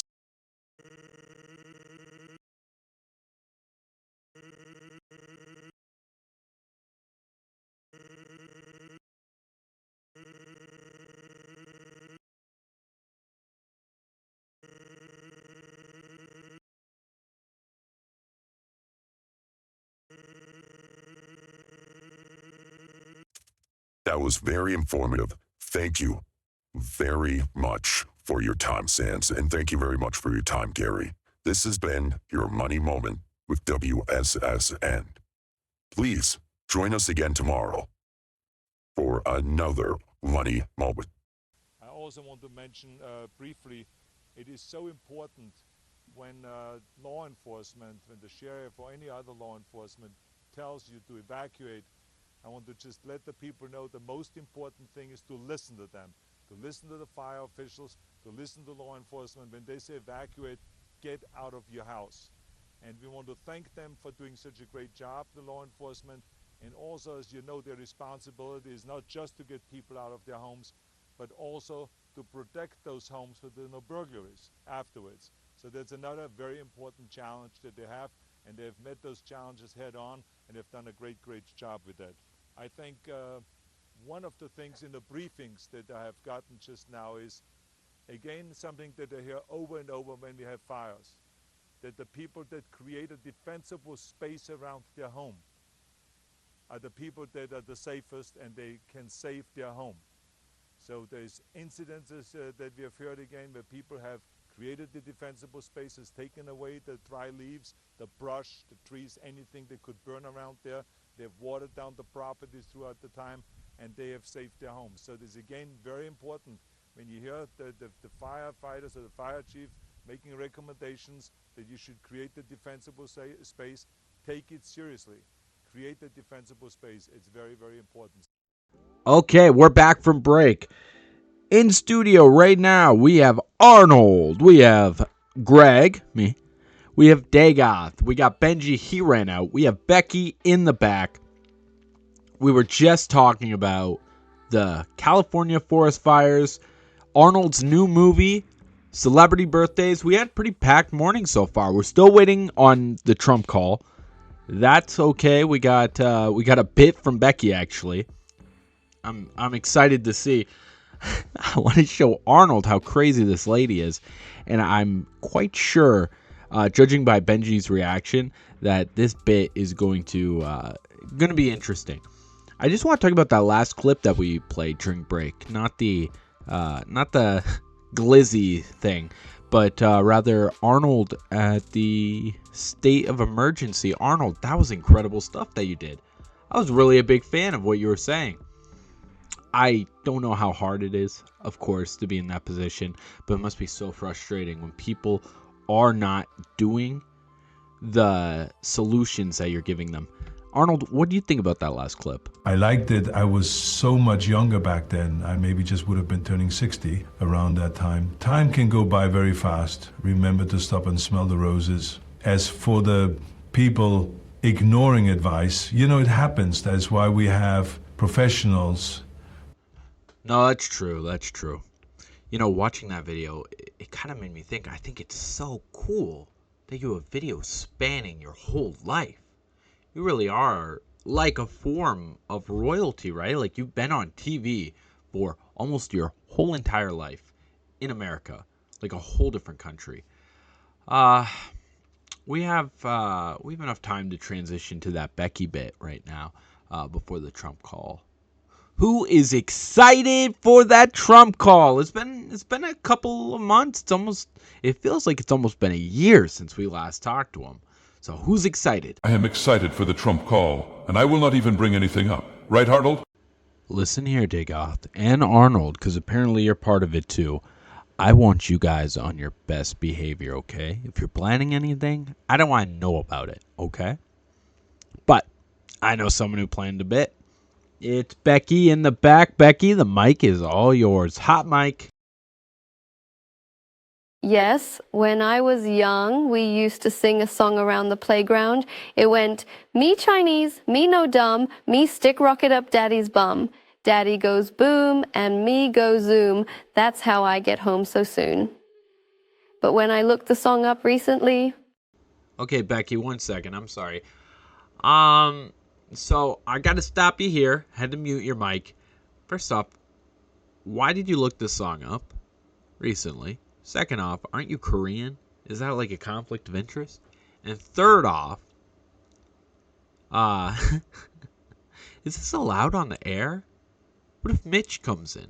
The Mitch PD, if he taps on the window, if I see Mitch and his gray hairs tap on the window, we gotta stop talking about this ASAP. I'll let you go with it. I'll let you run with it for right now. I'll allow it. Like a judge, right? Okay. No, but seriously, okay. Me Chinese, me no dumb, me stick the finger up daddy's bum. Okay. I didn't actually know about the second verse, but okay. It was just something we did in the past. So I was curious how the second part went. So when I looked it up, I found there were different versions of the song. I have to read these, Becky? Thanks, Benji. I have to read these songs? Isn't this against some sort of Asian advocacy group? I don't feel comfortable reading this on the air. It is okay. It has nothing to do with Asian people or Chinese people. Becky, have you seen these lyrics? Me Chinese? That is more than enough to be offensive. Me Chinese, not I am Chinese. It has to be broken English. I'm not gonna read this on the air. I'm sorry, Becky. Me Chinese. That is so offensive, bro. I'll read it. I love songs. I used to sing in the mountain, and it was great because the place had built-in echoes. Okay, right here. Me Chinese. Me play joke. Me put pee-pee in your coke. Me speak English. Me so smart. Me not drink the pee-pee part. I just have a hard time understanding that one. Okay, so is it supposed to be a duet? Is there supposed to be a Chinese child and an English-speaking child? I know that the Chinese children can speak English, but why would the kid put his pee-pee in the bottle to then just like drink around it later? Like, how smart is this kid? He sounds like a like some sort of a, what would you call it? A criminal? Someone who performs crimes on people, sex crimes, really. Yeah. I don't. This song is absurd. What else you got in there, Dagoth? Right here it says, we got the Me Chinese one, but instead of dad, it's a camel's butt. Then she has another song with two different versions. Beans, beans, the musical fruit. The more you eat, the more you toot. The more you toot, the better you feels. So eat your beans with every meal. Dagoth, you're starting to slur your words like I am. Do not drink in the morning. You can't handle it like I can handle it. Okay, anyways, let's get going. Okay, I know the second version of the song you just sang, Dagoth. I do not know the toot one.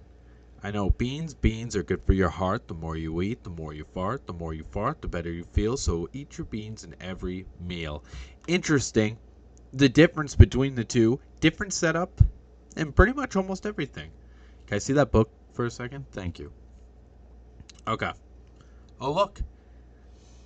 This Me Chinese one has a kid sticking his finger up his father's butt and getting places fast when his father farts. It sounds just like Becky's first one. At least you could steel man this by saying the kid is practicing to become a proctologist. That's all I have for this. This is a pretty offensive bit. These are offensive playground songs, right? Becky, you got anything else on this bit? I don't know where to take it without having our PD Mitch coming out to us. No, that was it, but I thought it was very funny. Did you really not like the segment? I wanted to highlight how we all shared the same idea of these songs, but they manifested different based on location. No, I like the bit. I actually see the vision. The problem is the medium that we're on, FM, is kind of holding us back from what we could really do with this bit, because this bit could really kind of blow up, if you know what I mean. But I totally understand. I love the energy that's being brought in. I'm actually going to read a different a song that has two different ways to sing it. Okay, let's go. Right here. Some people think it's runny, but I think that it's funny. Diarrhea. But then there's a different version. When you're climbing a ladder and feel something splatter. Diarrhea. The only issue is We're on FM right now, okay? We're not using bleeps. We're not using beeps. We're not using any of that kind of stuff. I don't know where to go from here. I know what I would say on an XM rated X channel. And I even know what I would say about the previous song sung. But unfortunately, our hands are tied with this. And we have to be sensitive to the people who are listening to us because we're on the free air, right? So I love the bit, Becky. I just don't know where we could go with this. My childhood songs were filled with death and monsters. Oh, and the time that Father read the lusty Argonian to me. Oh, look at that. The bit's over. Dagoth just officially ended the bit by mentioning the lusty Argonian. That's interesting. We're going to read that on air one day when Mitch is gone, but we're not talking anything about the lusty Argonian. Bit's over. Becky, you got to help me. Is the bit of the day coming? Do we have Trump on the phone yet? Good news, Greg. We just got Donald on the phone. Oh, finally. Here is the bit of the day. We are talking to the two-time president-elect, one-time president, many-time successful businessman, Donald J. Trump, and, most importantly, a close friend of the show. Hello, Donald. Are you there? Hello, Greg. I can hear you. Great. Oh, that's perfect. How are you doing, old friend? I am doing very well. I am just hard at work and will be for the next 12 days.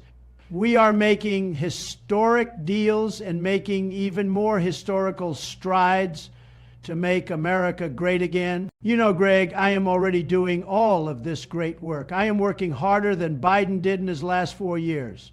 In 12 days, I will be elected into my second term as president of these fine United States. Just 12 days, 12 short days, I will be added to the history books. Think of it. Only 2 presidents in our country's rich history have been a non-consecutive 2-term president. It really is incredible. We are all contributing to a movement, maybe the greatest movement in American history. Look at that. Another notch in your belt. You really are going to be making a big name in the history books. The only thing that you could do to become a bigger name is Donald Trump, the 3rd-term president, the second one in all of American history. Not since FDR. I don't want to hear any FDR jokes, by the way.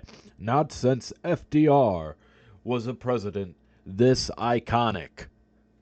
I kind of like it. I think you should kind of sell that idea, but not act. Greg, that would be very nice. You know, some people have been pushing that idea around to me. They were saying something about non-consecutive presidents deserve the right to have a consecutive 2 terms in office.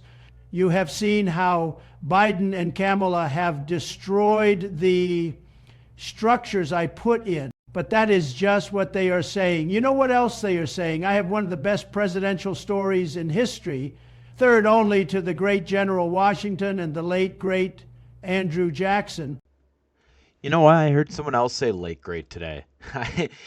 Just popped in my head. Okay, yeah. I'm just thinking here. Please correct me, but aren't you technically already a 3rd-term president? You said you won 2020, right? Can you even run for this term? Is that a thing? You know, Greg, you are very right. Technically, I have won 3 elections. I wasn't even going to run this time, but I saw the horrible job Biden did.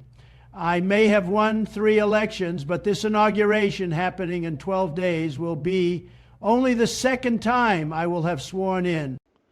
That makes sense.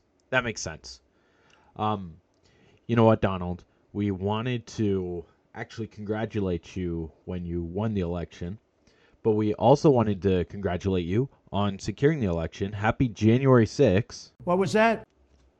Was that not an okay question? I'm sorry. You know what? I'm actually Canadian. I was just being told that January 6th, your electorates got accepted, right? So the states who sent electorates for you were accepted, and electoral votes or electorate something, and then they basically just confirm that you are going to become the president, as I understand. So what they do is like they'll all vote on it to make sure that you're going to be the next president because you're the president-elect, and then they just got to like verify it or something. That makes sense? Oh, yeah. It would seem the radical left, Antifa, and other corrupt actors within the government knew not to come and start another riot like they did in 2020. You know, Donald, I'm kind of confused with that whole thing, okay? So, you said on the 6th that there were members of the FBI at the Capitol riots 2020.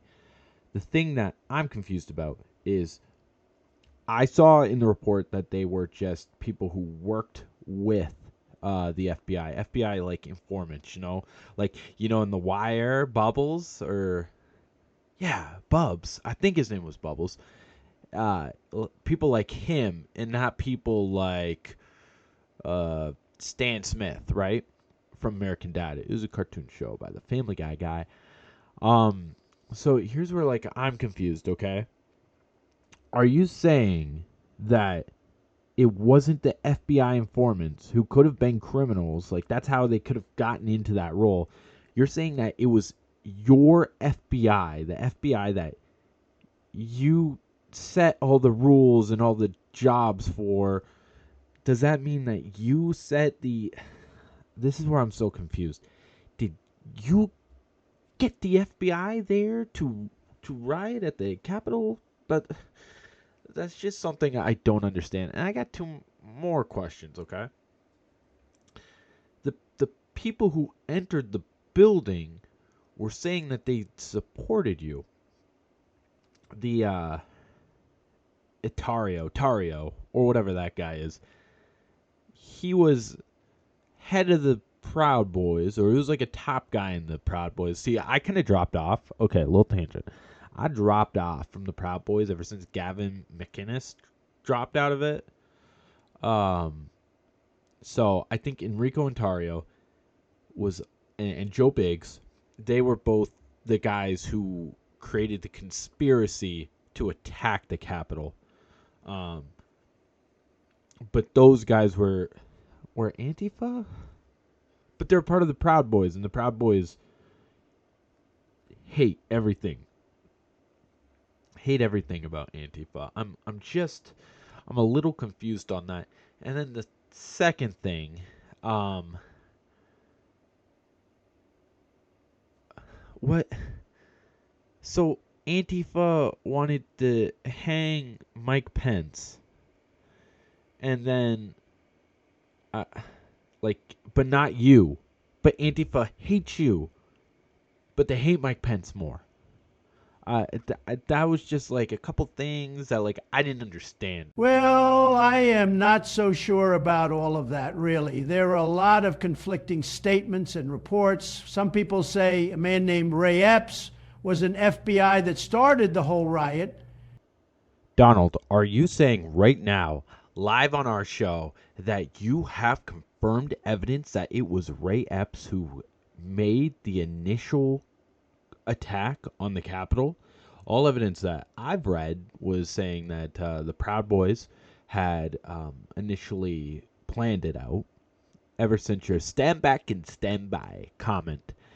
And then I heard that like Ray Epps was like a dumb old man. Some guy was like bragging to his nephew, I'm leading this. Are you saying that he is an FBI, as in like an FBI agent? And that you can say here today that he was the one? Because that would be huge news. And if you have that evidence, we could really break the case, really make a fight against the fake news media. And there's something else I want to ask you.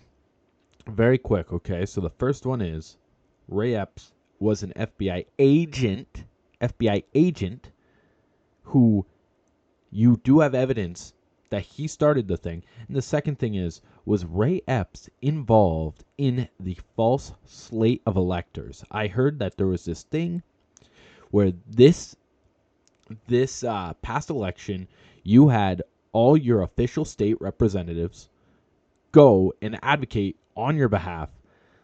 But are you saying that Ray Epps hired those 7 fraudulent, now in prison, false slate of electors to try to overturn the election for you? Are you saying that Ray Epps was working in your favor, or was that someone else who sent the second slate of electors? I do not know anything of Ray Epps. That is over my head.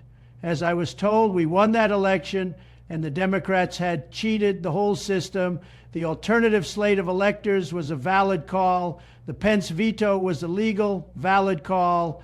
And all this took place without me knowing. Okay, so you don't know Ray Epps.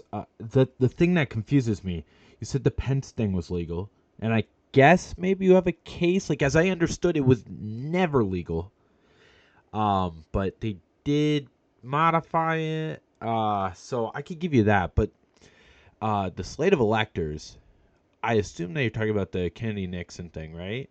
Now, the difference is, with Hawaii, the vote was so close that they just sent 2 out to expedite the time, whereas in your situation, you'd had already lost all those swing states and all those states. So I'm a little confused with that. Can you tell me what the legal argument is for the slate of electors? Because I heard like some crazy conspiracy theory about it, like Pence could vote on something where like he can make them the right ones. I'm calling them false. You're calling them alternate. But like Pence could pick the false electors, and then you would win, or it would be confusing, be sent back to like a Republican majority house, and then you'd win. And you're saying that people in the I don't know what you're saying. I'm pretty confused right now. Well, you bring in a lot of good points. I will have someone get back to you with your questions. To be sure, we won that election and the radical left attacked. Enough of this. I haven't been on the air with you for a while. What have you and Joey been up to? It really has been a while. It really has been a while. Joey actually got fired. Joey's not part of the show anymore.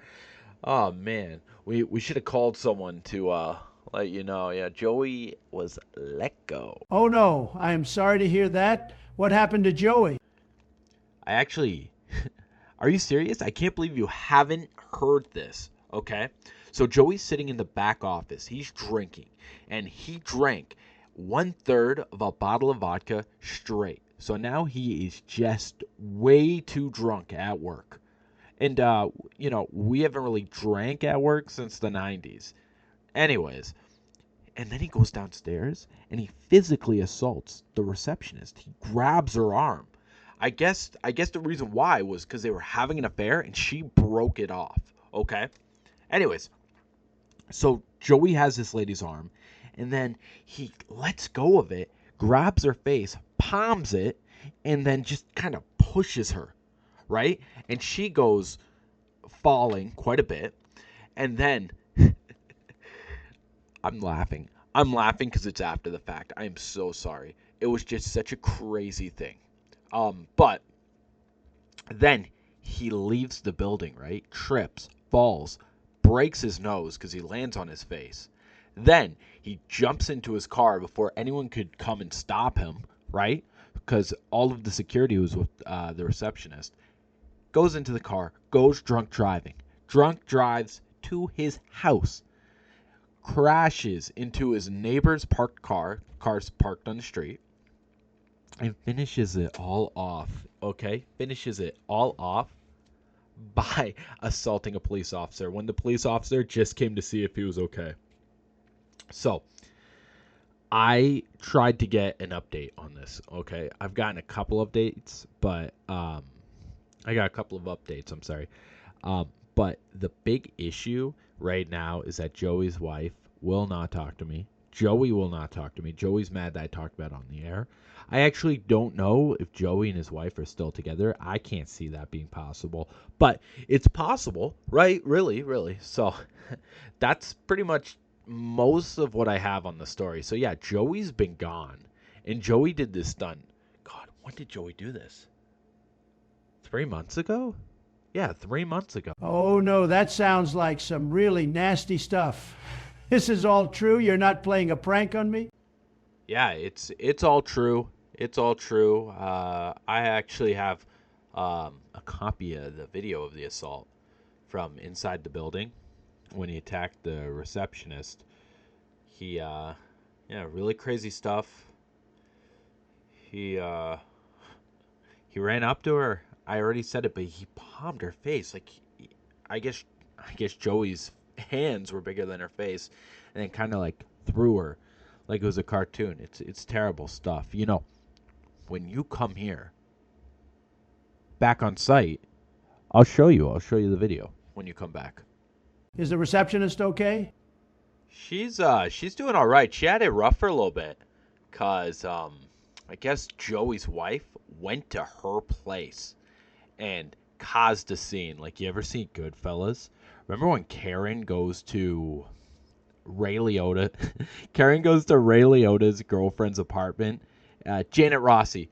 That's right. Is cheating on my husband, or is cheating with my husband, right? You remember that scene from Goodfellas? I guess she did that. She was like slamming doors. She was yelling. Real ugly stuff. I tried questioning her, right? The Janet Rossi of the situation. She won't pipe up on the whole ordeal. I mean, even if she did, I wouldn't say it on the air. I'm being kind of a blabbermouth right now. It's just, you're a longtime friend of the show, right? So you know Joey quite well. Anyways, yeah, no, she's doing okay right now. She's back to work. Great worker too. Great lady. Very nice lady. That is terrible stuff. I will miss Joey with the show. Are you doing it all by yourself now? Okay, wait. Before that, I got a joke. Hey, Joey, you're fired. You're the fired guy. Yes, I have a brand new co-host. Thank you for asking, Donald. Hello, Donald. Is that Arnold Schwarzenegger, the great American actor and former governor of California? That is one great guy, a perfect specimen. You know, he and I worked together in the past. Oh, I wouldn't say that. I would not say that. We just played a clip of you trashing Arnold back in like 2015 or 2016. I would totally avoid that. You're like, my rating's this, my rating's that, right? Now, the funny thing is, if you guys did work together and then you guys made a show that got the lowest ratings, that means you helped contribute to the show's low ratings. It's almost like that NAFTA meme going around, right? How could China and Mexico be ripping us off if it's your deal? But regardless,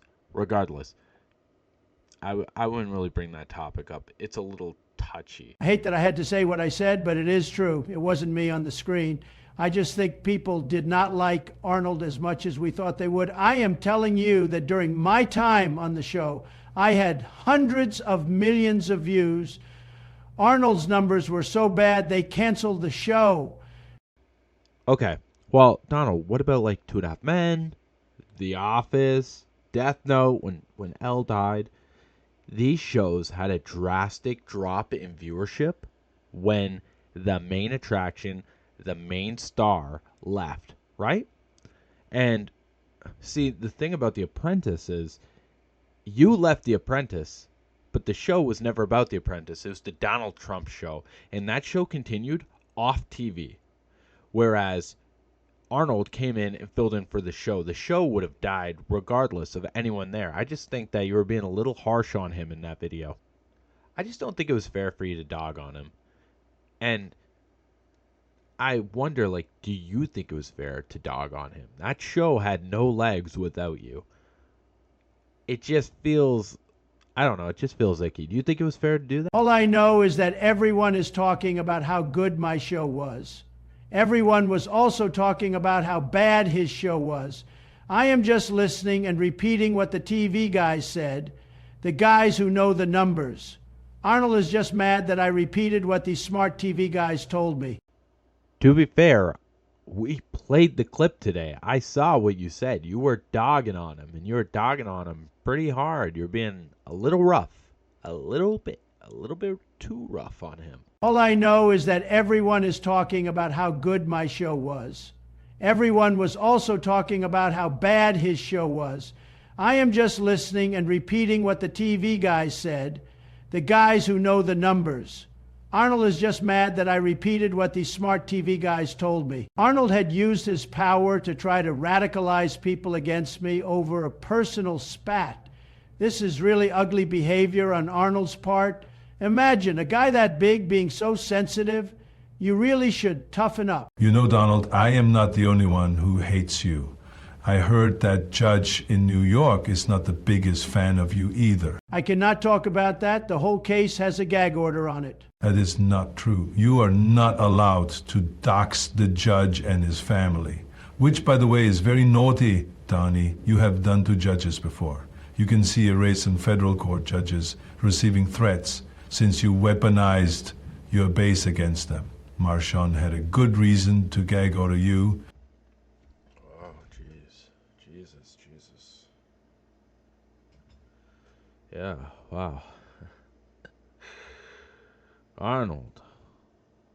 Donald, you have a reply? You got anything you want to say to that? That was a pretty rough one. Donald, you there? Hello, can you hear me? Donald? Is that you? Can you hear me now? I can't really hear you on my end. Who is this guy? You're not Donald. Where did Donald go? Is this the Adrian guy from X? No, this is Elon. Get it? Like from SpongeBob? Oh, that's hilarious. No, this is Patrick. No, this is Elon. Funny stuff, Elon. Funny stuff. Hey, quick question. What are you doing here? We were just in the middle of a discussion with Trump. Well, first, thank you for having me on the air. Trump can't talk about the gag order, but I can. Did you know his crime has never been tried as a felony before? Also, Obama made tax crimes an unjailable offense if you pay back the money to the government. Trump only did what everyone else did. Everyone, and I mean every rich person in Trump's position, has paid people off. Like Obama did it, and probably Barbara Corcoran too. This was a bad judge looking to jam up Trump. Oh, and did you know that the judge's daughter works for the Democrats? Elon, everything you are saying is either a lie or a lie of omission. Don wasn't charged for tax crimes. He was charged with bribery. You also admitted to bribing people too, I guess. Also, do you not realize everything you said was normatively loaded? Why should I care if the daughter is a Democrat? I know you do not know what normative means. Your words basically amount to, we shouldn't care, this happens all the time. Well, I care because this time seems to be the one time where it is manifested as a real problem. First off, the gag order was placed because Trump has used his hate-filled mob to go harass judges and their families. It seems like his platform on Truth Social is all about sending his deranged sycophants to his targets. I am thinking of the one specific judge, Lamberth. I also read a graph showing that the threats to federal judges, as was stated earlier, increased twofold from 2020 to 2023. Judge Lamberth said that the flood of MAGA threats were more intense than threats he has received from the cartel. But it is freedom of speech. X and other social media websites are the town square. President Trump should be able to express his anger on it, and so should his followers. Also, the New York case, the daughter was a Democrat. That means the charge was politically loaded. We should care about this. Elon, I'm just trying to keep up with you too. Did you say that he did what everyone else did, like Obama and Barbara Corcoran, and that this crime is never charged as a felony? Did you say that? Yes, that is true. This crime is never charged as a felony. So Donald, did do what he was charged for doing. No, he is completely innocent. Now I'm just confused. Why did you say everyone else does it if he hadn't done it? You understand that you're admitting that he did do the crime, that he did the bribe, because Obama did it, and Barbara Corcoran did it, and you did it, and blah, blah, blah did it. I'm not even sure that Obama or Barbara Corcoran did do the crime, but I just need to, understand that you understand that you think he's guilty. I know for a fact that Hunter Biden did the crime. He was convicted for working with Ukraine to steal money and have weapons and drugs. Elon, I don't care about Hunter. I don't care about Hunter Biden in this situation. We can have a conversation about him after. Concerning Donald, serious charges have been proven. They proved that he used his money, campaign money, right, to pay Stormy Daniels as hush money. Okay? So, the charges are real. You admitted that the charges are real. I just need to make sure that we understand that, okay? We can have a deep, honest discussion about what happened with Hunter Biden. Really, I don't care about some drug addict.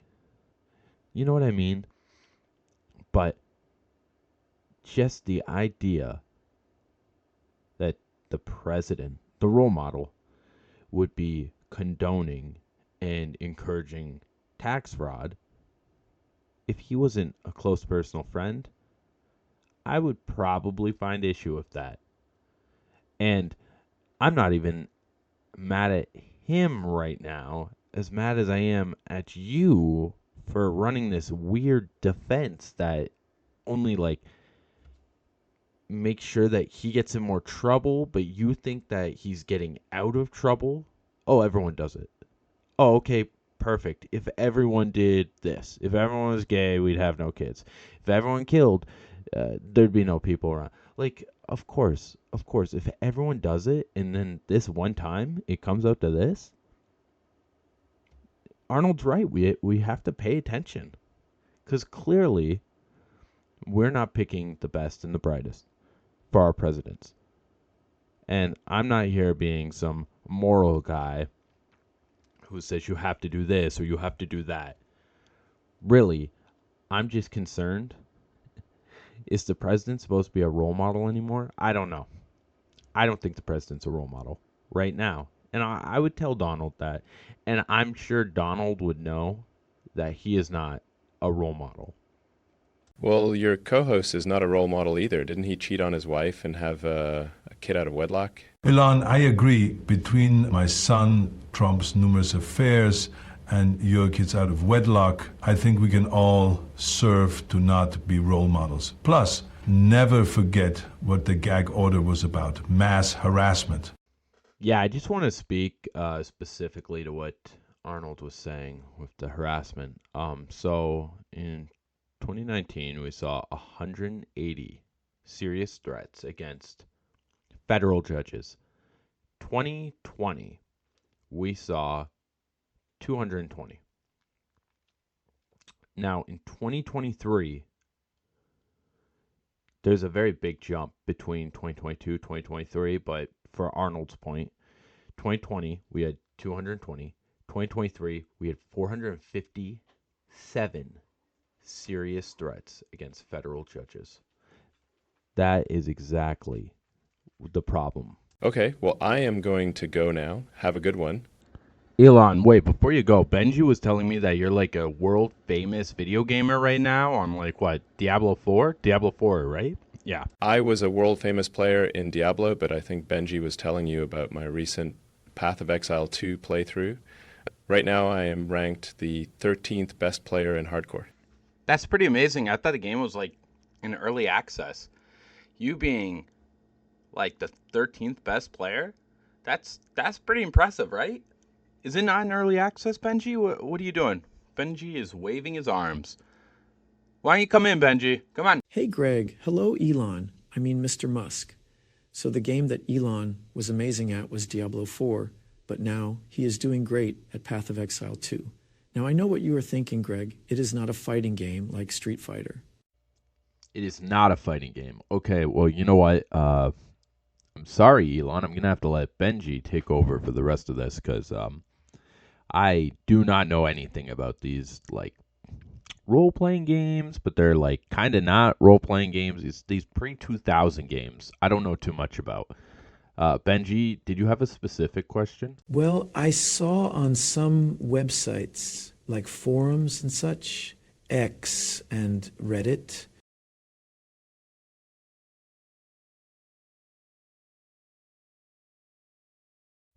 I know Reddit. Reddit is the website. It's like the opposite of X, right? It's the liberal computer guy, maybe a little bit of a smarter audience base. Yeah, okay. Yeah, I know Reddit. It is a website. Well, yeah, kind of. Basically, I read this one Reddit post. Well, I think the users over at X are smarter. X is the #1 platform for news in the world. I think that is a little better than Reddit. Well, yeah, I guess, but the post was saying, well, let's be honest. It's the difference between, like, a little neo-Nazi action with X and then actually, with Reddit. I just think, like, Reddit as a platform covers more in-depth discussion, if that makes sense. Just because, well, I don't think you guys have that word limit anymore. But regardless, I just feel like the whole platform itself is, like, made for long text and links and all that stuff. But it has nothing, like, against your users or anything. I'm sure your users are quite smart. Benji, can you continue? Well, I think the users over at X are smarter. X is the #1 platform for news in the world. I think that is a little better than Reddit. I just want to talk about Path of Exile 2, if that's okay. You just used, like, 3 words that could all be the same thing, and also, like, I'm okay with your worst-case scenario. Like, that's what I want, so I'm just going to let Benji ask this question, okay? We're going to drop the whole X-user base situation. Mr. Musk, I have read many posts and watched many videos accusing you of cheating at Path of Exile 2. Basically, they are accusing you of smurfing or farming your account. Now, I'm not sure because I have yet to play the game, but I see you are level 95 and... I was the top player of Diablo 4, and when I was younger, I was a pro Quake player. If you have yet to play Path of Exile 2, then I am not going to sit here and explain how I became one of the best players. You cannot expect me to explain the systems and mechanics of the game here right now. If you are truly curious, Benji, then you can join me on my X base I am holding tonight. If you are not interested, I would advise you to not ask such provoking questions to very busy and important people. I actually have to go and prepare for that space. Goodbye, and here is President Trump. Okay, thank you, Elon. Thank you for joining us for that phone call. That was great. That was really great. Good luck on your X space, whatever that's about. Did he happen to say what that was about? He's just playing Path of Exile? Cool. Damn, Benji, you got dumpstered. I think you should get back into the booth. I think you should leave the studio right now. God, I'm not going to explain it to you. He shut you down so bad. You know what? Yeah, why don't you go back before Trump has to go and prepare for his video games? No, you know what, though? I do respect Benji. He just stood up to the world's richest man and accused him of cheating at a video game. Who cares? Oh, my God. Hello? Donald, I want to set the record straight. The gag order is because you weaponize your insane fan base to go and attack people involved in your cases. Judges and jury members alongside with their family members. You had already started that process for this case when you commented on the judge's daughter on Truth Social. That is why the gag order was placed on you, and I know that you can talk about key facts of the case, but you are using the gag order as an excuse to not have to talk about it. Arnold, I already told you that I cannot speak about the case. You clearly cannot take instruction. This is just like how you were on The Apprentice. Quite honestly, you are acting very nasty. Hey, guys, why don't we kind of just cool it down a little bit? Donald, What is your favorite number? Is it 69 or 420? Now, this is like 69 like sex, like the sex number. Or is it 420 like the weed number? Pretty cool question, eh? Mine's the 69. The sex number. How about we talk about your lies towards President Biden? How you lied about him not helping for both the hurricanes and wildfire breakouts. Biden is letting this country go down the drain. Sleepy Joe is asleep at the wheel. Never before have I seen someone spend so much money, give away billions of dollars. You know, FEMA was giving just $700 to each person for all their possessions. That includes their house, you know. Biden is not focusing on America first. In fact, he is focusing on America last. Between funding Hamas and the Ukraine, helping these groups fuel more deaths, you know the two wars would not have started if I was president. Donald, what a great distraction you tried there. You are a really tricky guy. Specifically concerning Helene, Kemp, Cooper, McMaster, Youngkin, and Lee all said that Biden did a great job and provided as much aid as they wanted. Also, that Biden even offered to give them more money. For the listeners at home, those are all governors. The majority of those names are Republican leaders. Please do not primary them for telling the truth. Greg, the worst phone call I have heard about Helene, the son of the guy who refused FEMA aid because he thought he would lose his house. The Biden response to the hurricane was universally panned as bad, no wait, awful. You know there is a lot of fraud going on, and I am not convinced that those governors are not involved. How do you only give $700 to someone who has lost their house? If these governors are involved in corruption, then we will have to consider primarying them. We cannot allow this level of crime within the government. This Biden guy and this situation is some very crooked stuff. Donald, I do not know what you were talking about. There's no corruption. Biden offered Kemp more money and Kemp turned it down because he had already received so much. We are dealing with some very low IQ people here. I am not so sure that they know exactly how much money their American people are getting from FEMA. Getting $700 for all of your possessions is not very nice. Let's get one thing clear first. The Republican voted against FEMA. Boebert, Gates, Gosar, Green, and Jordan are some of the more popular names that voted against it. But Donnie, please tell us if you think Biden was the one who did it. How does it make you feel knowing Biden cut off aid? It's just crazy that so many people are getting ignored in their biggest time of crisis. My heart goes out to the American people. Have you ever seen the American government give so little? You know, when I was president, I threw money at any problem that hit my table. Like when you threatened to pull aid from California in 2020, when you called Newsom a baby? That is totally different, because you and Newscum do not know how to manage your forest. You need to clean the floors and rake up all of the leaves. Not how that works, Donald. We are investigating the sources of the fire, with our main theory being that it was man-made. We have found the scene of the crime for the 2025 fire.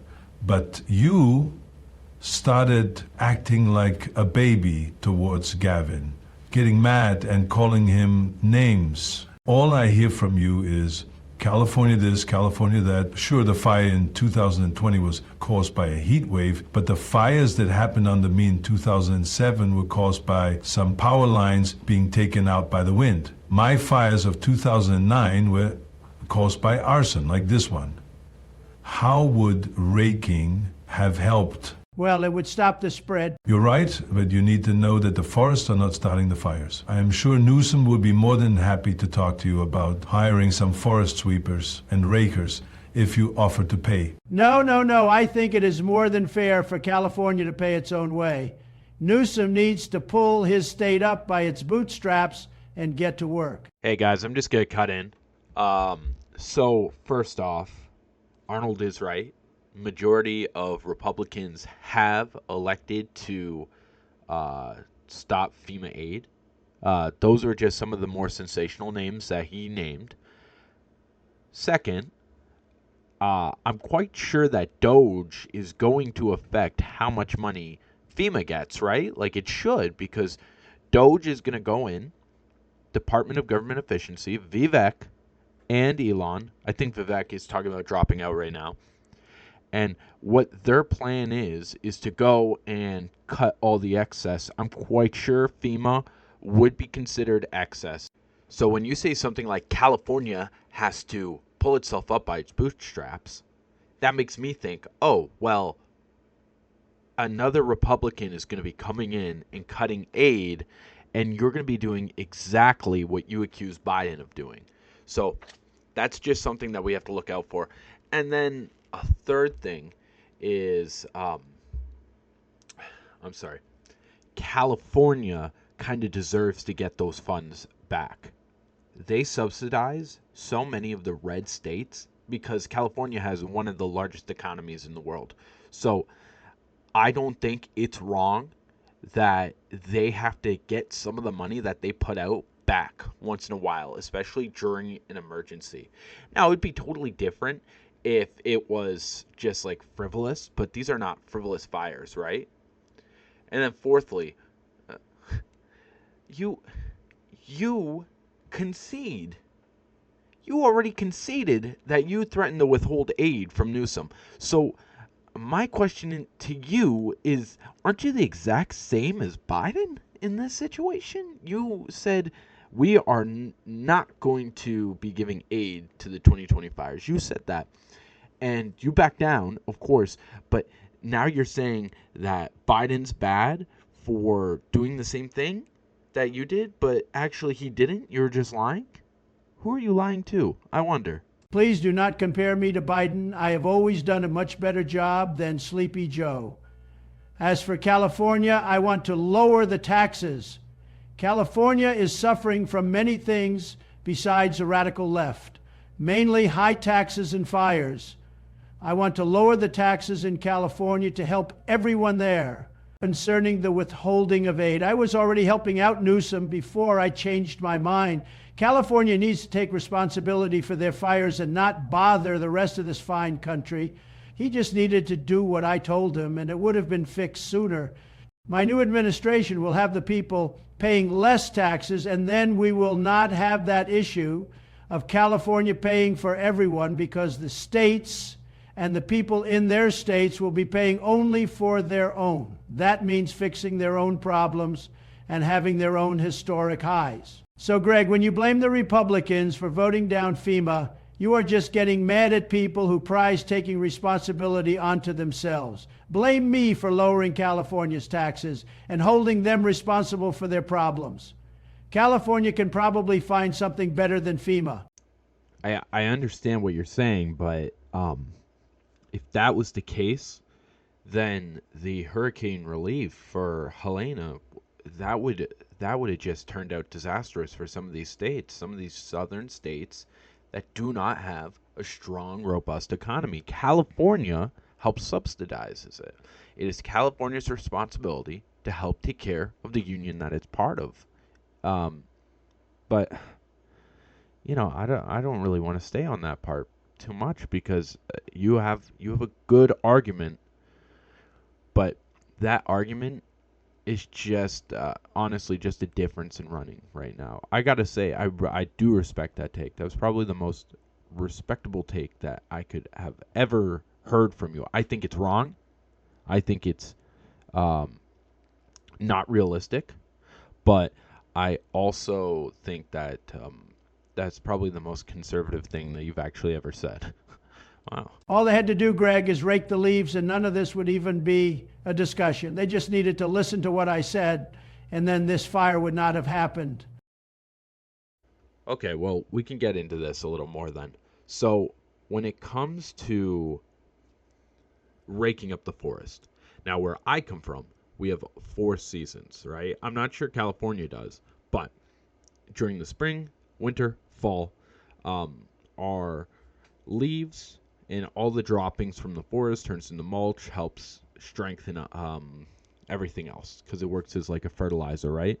Now, I'm not sure if California has that. If California does have that, that's could be a reason why you couldn't rake it up. But another issue I have is, where is the money going to come from raking all this stuff up? Is the money that FEMA is giving to California less or more? Because that would be interesting. That would be your talking point if you wanted to have that discussion. And then also, talk about states taking care of their own issues. I have no doubt that California could have paid for this, but there is no way that any of those southern states could have raised enough money to have taken care of the issue themselves. They ran to the government, okay? So I understand what you're saying. Small government gives states a lot more power. But quite honestly, I just don't think it works in this situation. And then here's the other issue with the raking, okay? My last issue. It was arson. It was arson that caused this, okay? So I'm not sure that raking is going to ever stop arson. That's what Arnold was alluding to earlier. I am not sure how exactly the arson happened, but it could have still taken place with or without the raking. Well, the raking would have helped. It also would have helped if there wasn't a DEI program in California's fire department. Also, if Newscom did not cut the funding and did not cut the water. That is what I think of the issue. Donald, where did you get these talking points? None of this is true. All of it has been proven wrong. Like, I've seen some of it on X, but, like, where have you been seeing it? The water isn't cut off. California is pretty weak when it comes to water. I think they get most of their water from Colorado. And DEI, I mean, they're women firefighters. I don't know. I don't know if being a man would have helped them stop the wildfires quicker. I mean, you say these things, and then you also go on to talk about how, like, Biden is not, like, helping, even though Biden pledged to, like, help for like 180 days for the firefighting. Where are you getting this info from? I saw it all on Fox. I have seen the same pictures that you have. Fox. Is it Fox? He said he gets his news from Fox. Oh my god. Bro. Okay. Donald, I just want to change topics. Okay. So, Raw is now on Netflix. You know, that's very interesting stuff. I love that they're bringing live sports to Netflix, because Netflix has been getting a lot of competition with, like, Disney Plus, even Prime Video. Because if you think about it, Prime Video is almost free when you pay for Amazon Prime. So, Prime Video, Disney Plus is great. You don't even need to describe why that one's great. So now Netflix has Raw, and I wanted to bring that up because you are like a huge piece of WWE history. That is true, Greg. I have always had a long-standing history with the WWE.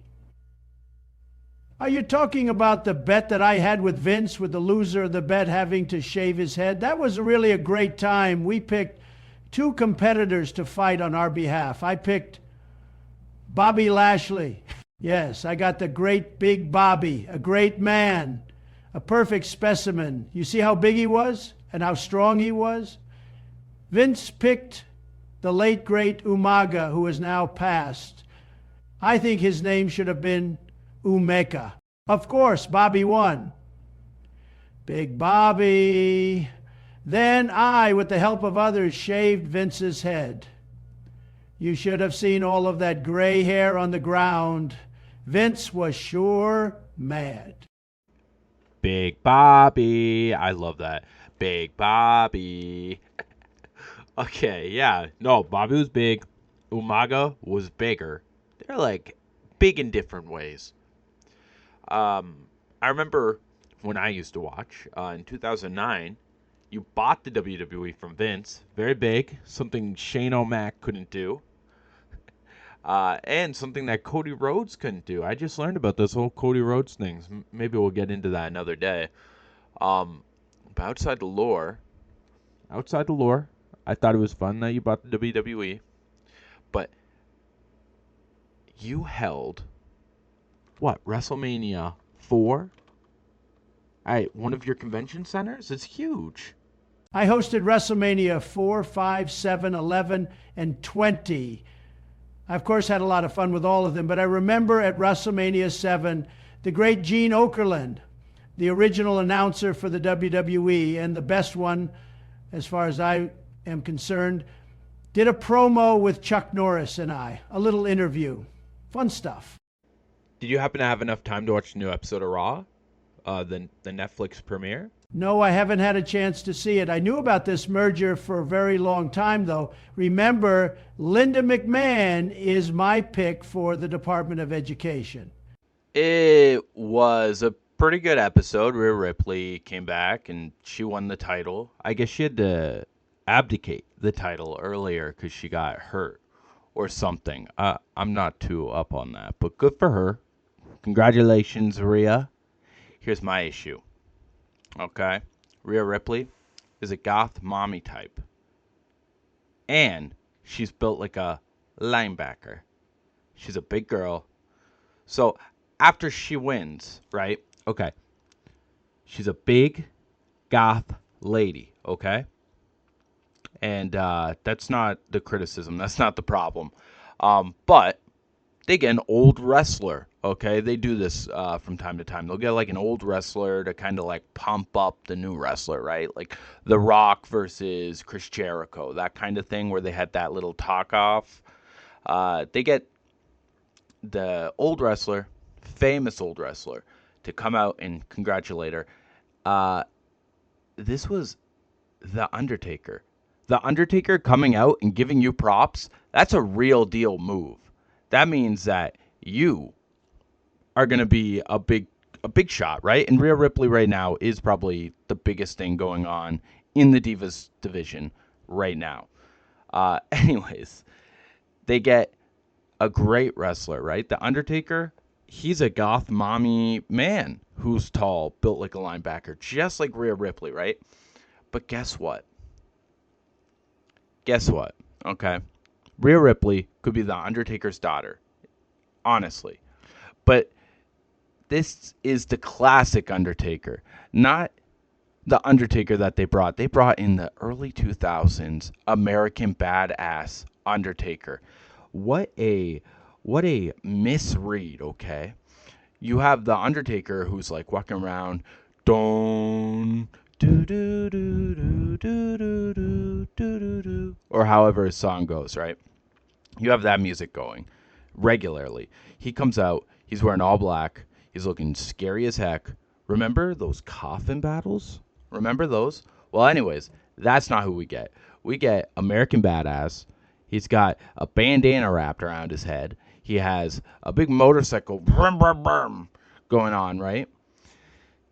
And then he pulls up. He does a little roundup, and then he pulls up to Rhea. They don't even look the same. Now, he maybe is wearing his dark eyeliner, but like the Undertaker wore like scary goth makeup, looked just like Rhea Ripley. But here, they decided to make him the biker. I really don't understand why they would like totally throw out the perfect person and replace it with a biker, because Rhea Ripley doesn't have biker vibes, right? She has I'm the evil lady vibes. Sorry, I got too excited there. Yeah, so I wasn't really a fan of that. I thought it was nice that the Undertaker, yada yada, came, said hi. I would have liked if Rhea Ripley got on the motorcycle, but hey, that's just one part of it. For the first episode of Raw, it was very nice. It was nice to see Undertaker. I think it was kind of dumb the way they did it, but that's all I have on the WWE stuff. Donald, Arnold, you guys have any? You guys have anything on the WWE Raw stuff? Think of it, a big man like Arnold had nothing to do with the WWE while I was in the ring. Crazy stuff, right? I mean, I even had to shave Vince's head. I hate that I had to shave his head, but what did Arnold do? How did he have nothing to do with the WWE as such a big guy? First, Greg, you need to back up from the mic. Yeah, I was only friends with Bruno Sammartino, Billy Graham, and Jesse before he went MAGA crazy. I also did a few appearances. Donald, you are not that special. Also, they congratulated me on my merits and not as some socialite. Who has ever heard of Arnold in the WWE? I have heard of big names like Mike Tyson, Ronda Rousey, and even Donald Trump. Where were you? They gave me a friggin' belt, man. We have numerous videos online of me there. Are you trying to gaslight me? I am so sure that you got a title, Arnold. You know what you are? A big liar. I wouldn't be surprised if you were lying right now on Greg's show. Whoa. What is going on here, Donald? What is with all the aggression towards Arnold? I get why Arnold's mad. He told me many times. But you seem to be just as angry at him. Arnold used to be the greatest guy, the perfect specimen, but ever since he ran as a liberal governor and then ruined The Apprentice, my show, I have seen him for who he really is. Yeah, I must have missed the part where I was a liberal governor. Donnie, we have seen your true colors, and they are embarrassing, to say the least. Donald, are you, like, reading off a script or something? What was that last part? I have seen him for his true colors. Okay. Guys, I think we gotta Greg, just take some time. I am sorry and I kinda have to interrupt. de-escalate Sorry everything. again. We Oh, have some calls on the line. Did you want to take them? yeah, sure. Donald, I hope you're okay talking to some of your voting base. Okay, yeah, Becky, why don't you patch some through right now? No, it's true. He's on the show right now. I'm calling into the show right now. Oh, calling. Oh, hello.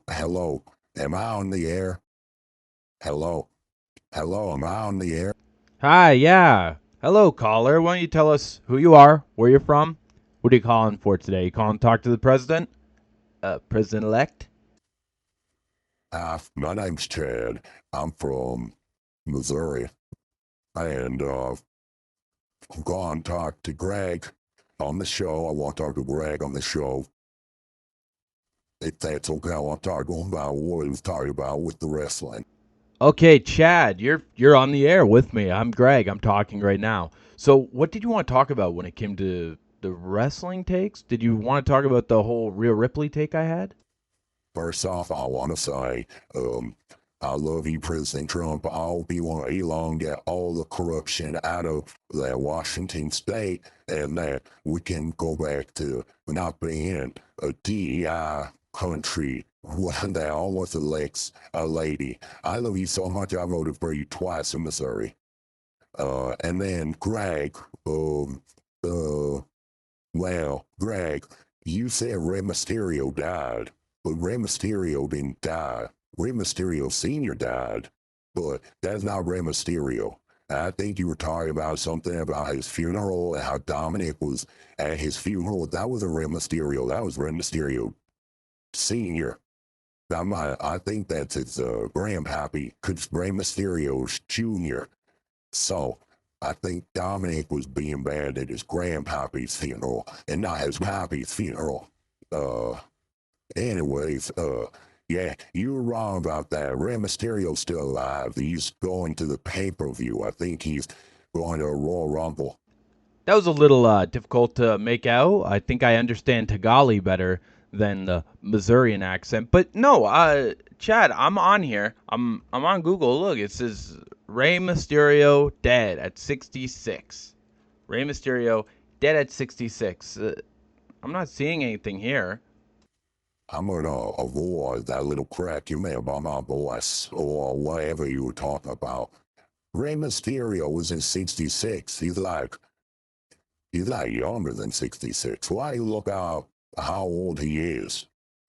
And to come to think about it, I think that he is not even the son of Rey Mysterio Sr. There might have been another Rey Sr. out there, but look up his age right now. Greg, it is looking like the one sheet I sent was wrong. Chad is 100% right. Ray seems to be 50 years old, and the man you reported on was his uncle. Well, thank you for the heads up, Chad. I had no idea. I thought that the Booyaka 619 guy was 6 feet under the grave. But turns out I was wrong. And I appreciate you for calling in and fact-checking us. Becky, you're fired, obviously. Just kidding. Who are we going to get in that spot? Dagoth? Benji? No way. Becky's the only one who could do that job. Anyways, is there anything that you wanted to say? Anything else that you wanted to say, Chad, before you go? Yeah, I think it would have been funnier if you said 6 feet under the ground, under the grave, because that'd be like 12 feet or something. I don't know. I think maybe you need to go back to stand-up comedy school. Because right now you're doing a little bit of sit-down comedy and doing it isn't good.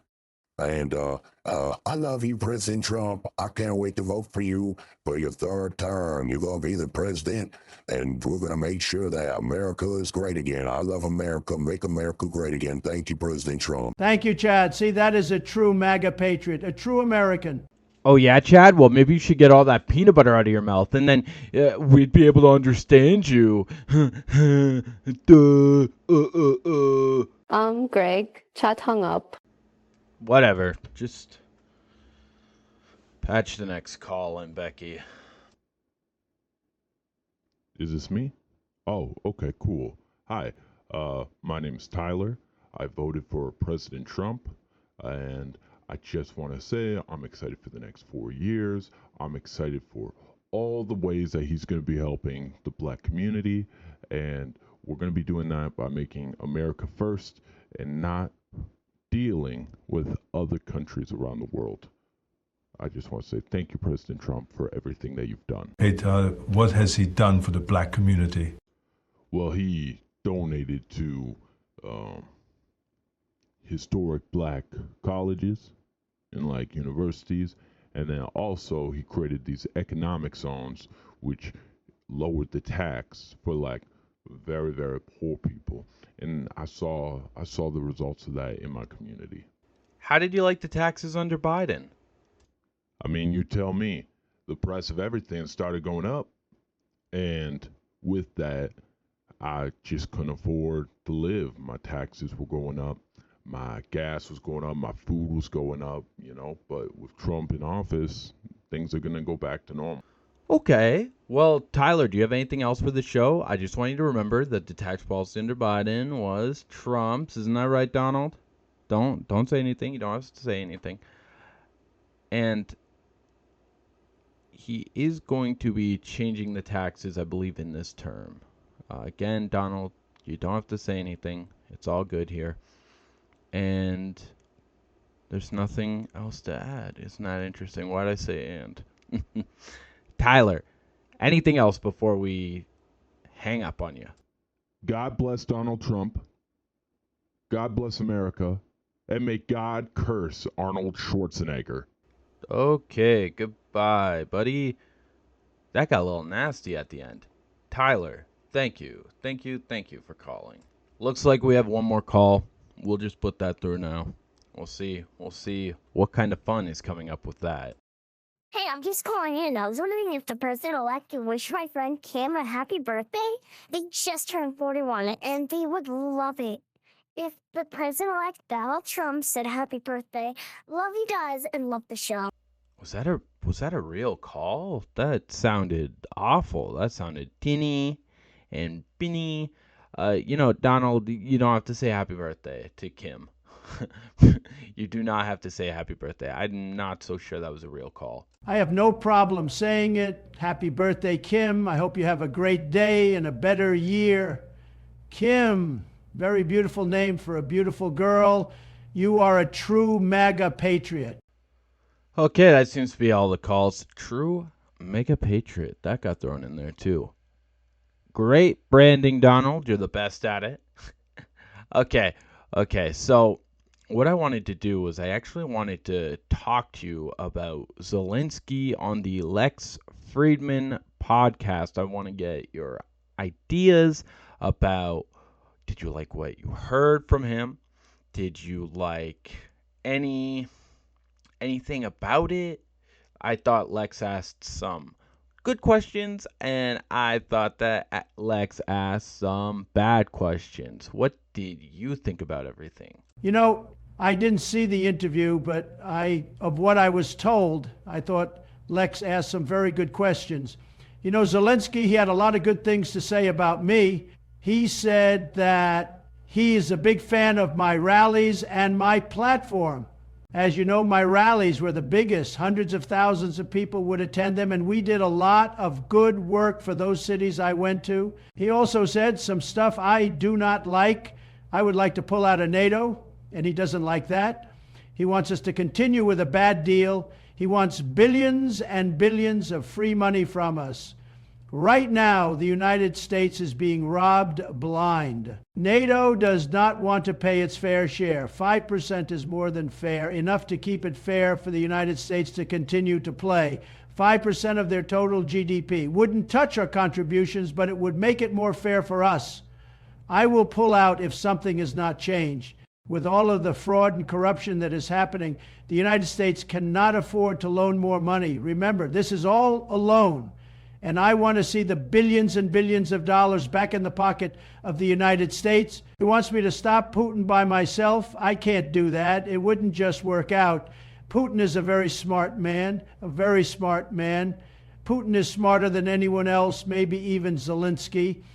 I cannot just go in and force his arm. I am not Superman. I cannot just force him to do what I want. If you think about it, all of the young fighters that are dying should blame Zelensky for keeping this war going. Putin has stated his demands, but Zelensky is keeping this war going. Why? I assume for millions and billions of dollars to his private account. Anyway, see, I am doing a weave here. Lex asked some great questions. Zelensky is using martial law to stay in power and blocking elections. Zelensky is blocking the rights to hold elections so he can stay in power. He is a power-hungry crook, if you think about it with common sense. He is using this power and money to buy $4 million cars and $4 million coats, the most beautiful fur coats you have ever seen, all paid for by the American taxpayer. Does that sound fair and reasonable to you? There are also numerous other questions of corruption we will be looking into with the External Revenue System. The External Revenue System is a new idea I am going to propose that audits other countries' finances and see where they are screwing us over. You know, Zelensky was talking about all the extra taxes he was taking as a leader who will not hold elections. We are dealing with a man who keeps postponing elections. He was on the show bragging about being able to take taxes because he is a dictator. In my eyes, he is the same as Putin. But you can at least trust Putin. Wait.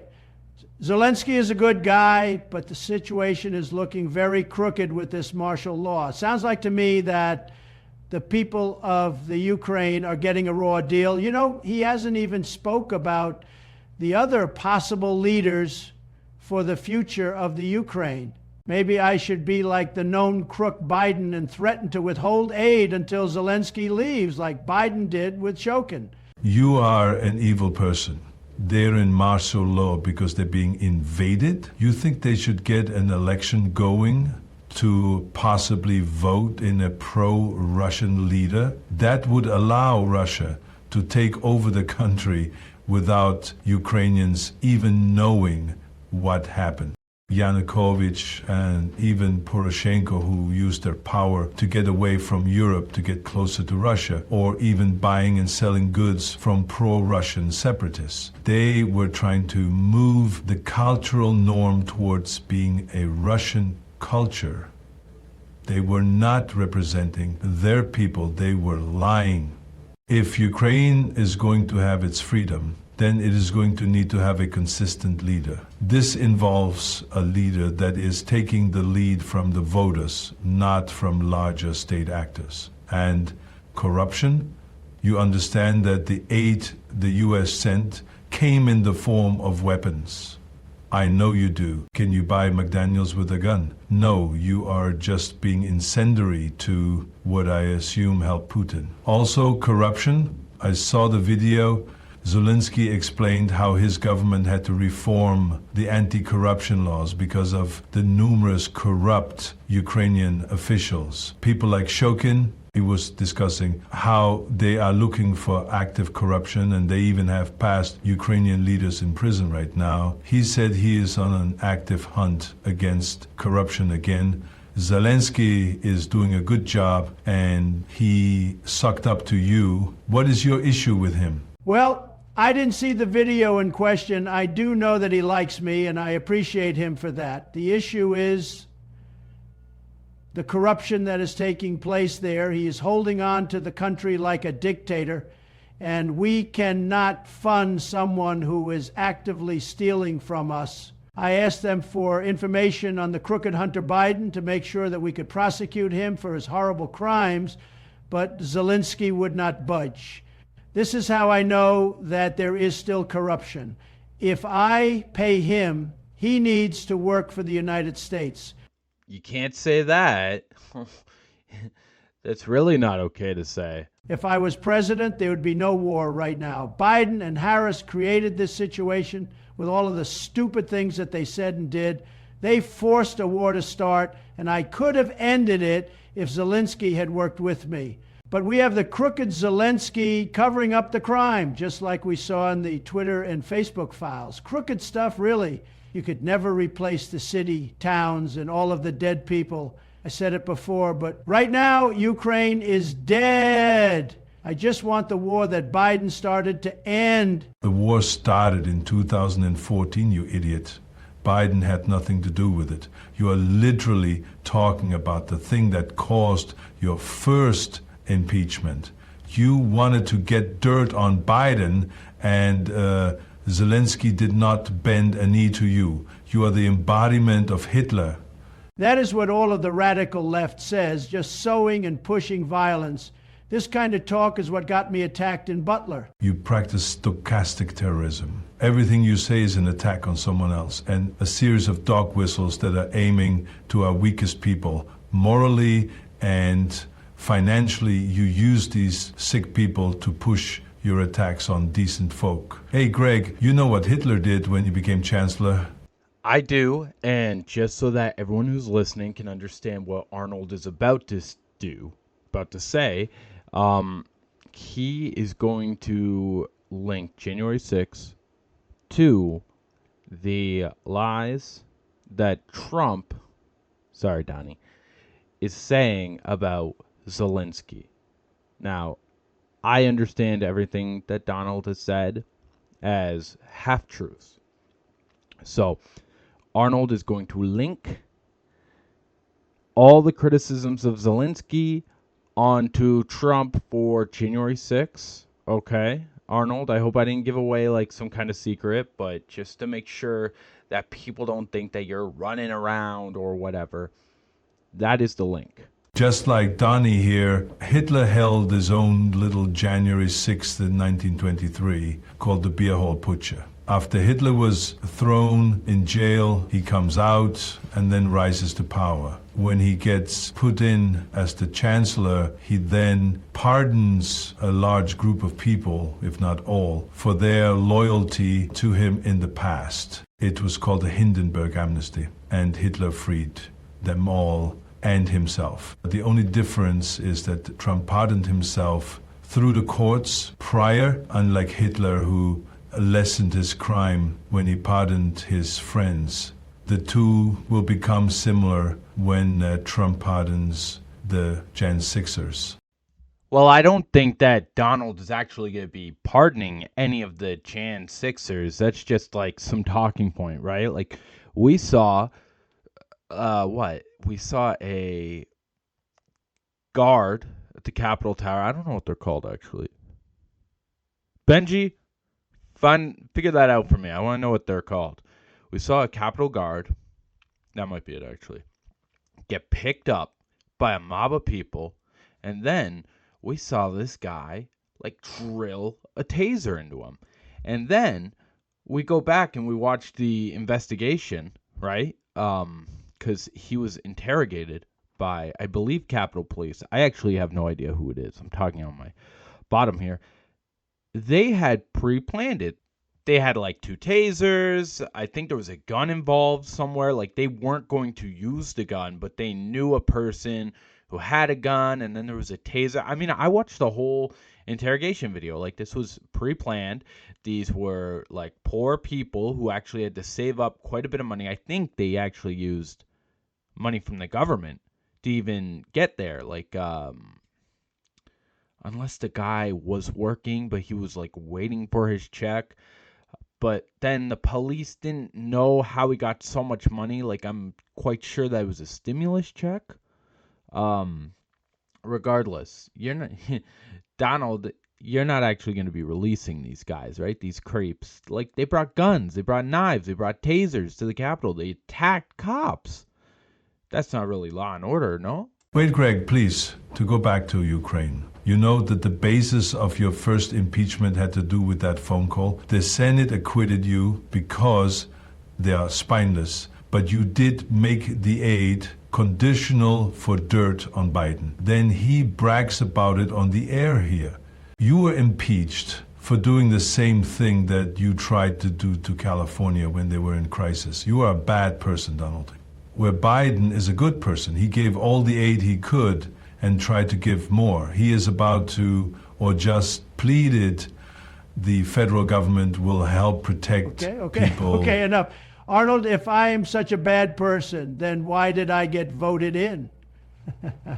Remember that the Jan 6 protesters were peaceful people that were led into the Capitol. The only person to die was a beautiful lady who was just looking into the building. Her death is on your hands, Donald. You made the plan, you got the electors, and you fueled up that crowd to attack the Capitol. You did everything in your power to delay the vote, and then you succeeded. The real interesting question, how much money did you make on Jan 6?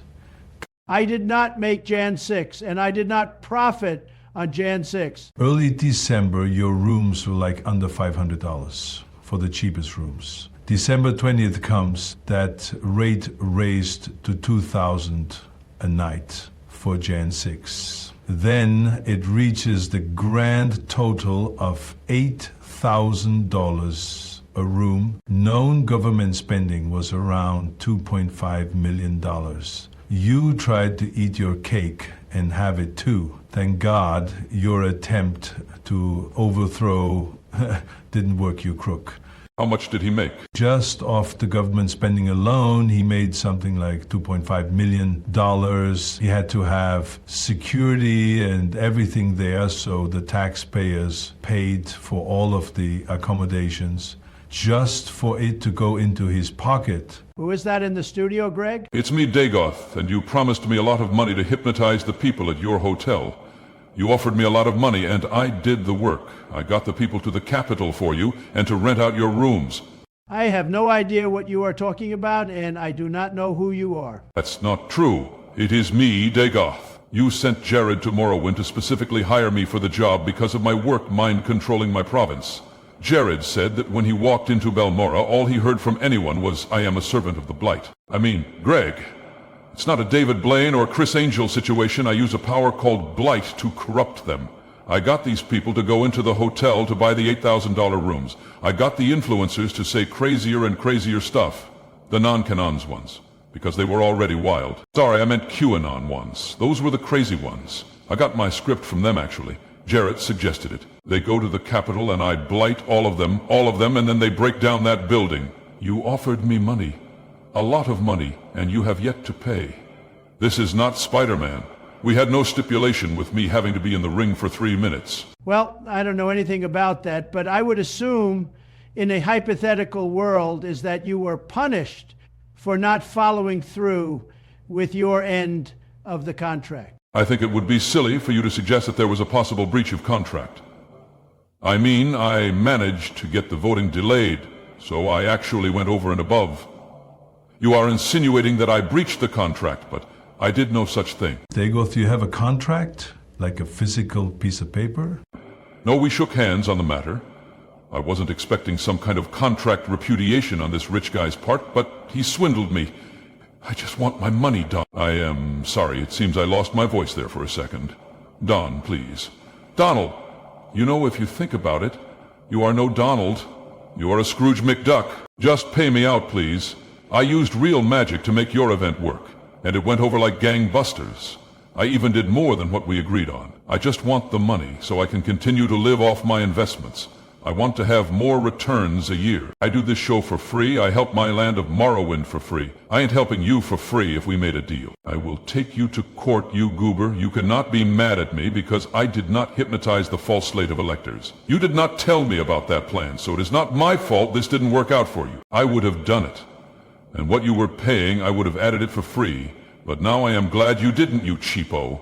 Pay your workers. I am sorry, I have no idea what you were talking about, Greg. I have to go. Big things, bigger deals. Wow, I did not expect this to end in litigation. That was a new one for me. I asked Dagoth, please do not talk. We do not want to hear you right now. And I think I even asked Arnold not to talk for this phone call. They both have very strong feelings towards you. Now, we're just going to keep all that Jan 6 stuff to the side.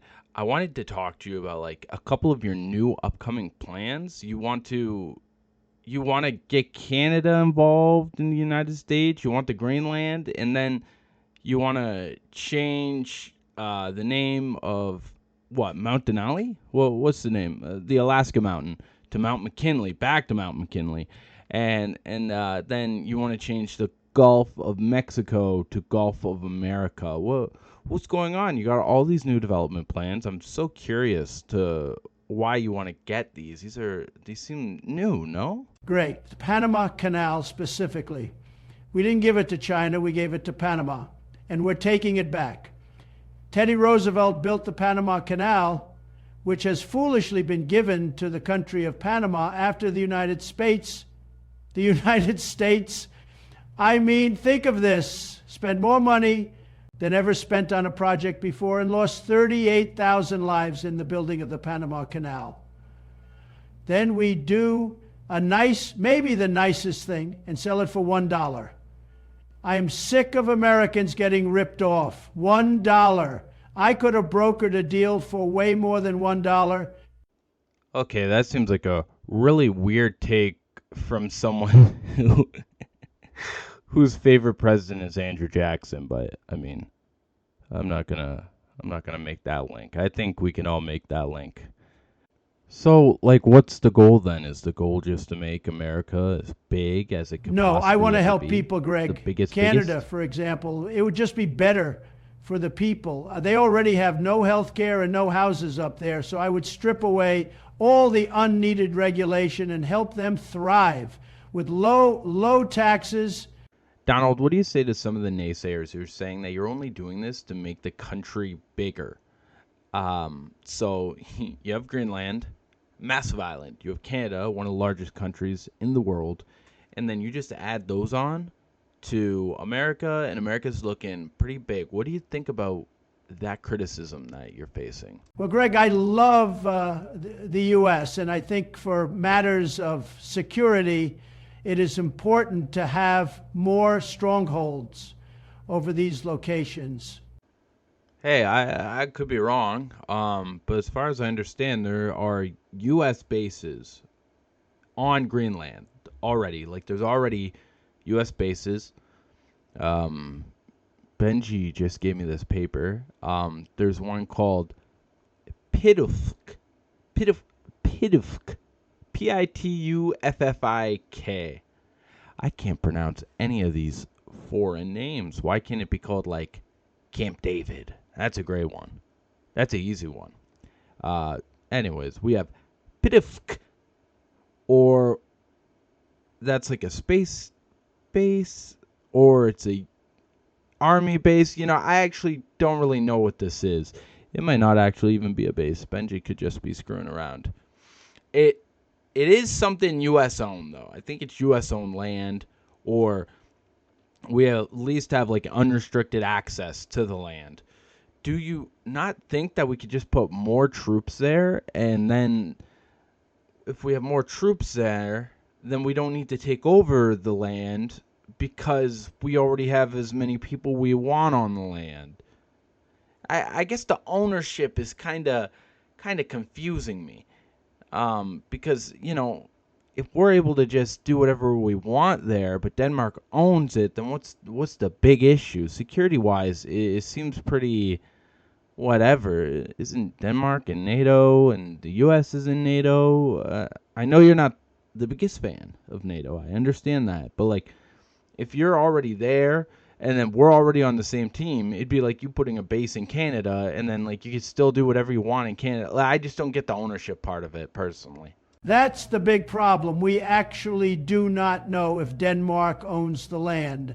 Same with Canada, and there are many, many ice islands in the north. Really, all of these landmarks have questionable ownership. And we just want to see who owns it and to make a deal. You see, we have a great many threats attacking this country, and we need to distance ourselves from them.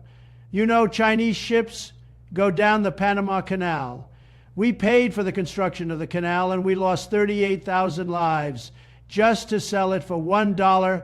You can't even get a cup of coffee for $1. I just wanted to make everything fair and safe, and we need more control to ensure our safety. One way to strengthen the most powerful army in the world is by giving it more land away from the headquarters. That's what we are looking for. Damn, Donald, you love that Panama point. 38,000 people, $1. Welcome to the coffee shop. That great point. I mean, you brought it up multiple times, so I know it's a great point. Now, my thing is, it sounds a little bit like Lebensstrom, or a little bit like the reason that Russia is invading Ukraine. Do you kind of hear that? Lebensstrom. That's a word I can pronounce. I was taught to pronounce that, not putting it. Pitfoot. Whatever that base was called, I was not taught how to pronounce that, but I was taught Lebensstrom. So, Donald, what do you think? Is the U.S. the new Russia or the new Germany? You know what, Gray? I am going to leave now. You have some very nasty people at your show right now. We are trying to make a peaceful movement, and nasty radical leftists are trying to hurt America. I am hanging up now. God damn it. He hung up. I had so many more questions to ask him. Oh, man. Well, you know what? The show's coming to an end. Anyone else have anything that they want to say before we end the show for the day? Read a history book. I am so sick of talking about that guy. It is so annoying. And he is on every network saying stupid and useless things just to hurt people. Yeah, and he doesn't pay his contractors. Hey, Greg, I recorded a phone call during the Trump convo. Would you like to play it? One last phone call? Yeah, sure. I think we have more than enough time for that. Yeah, why don't you play it now, Becky? Hey, guys. I was just listening to the show, and I had a song we used to sing in the schoolyard. I thought I'd like to share it for the bit. I hate you, you hate me. Let's go out and get funny with a baseball bat in a 4x4. No more purple dinosaur. No more purple dinosaur. Oh yeah, Greg sucks.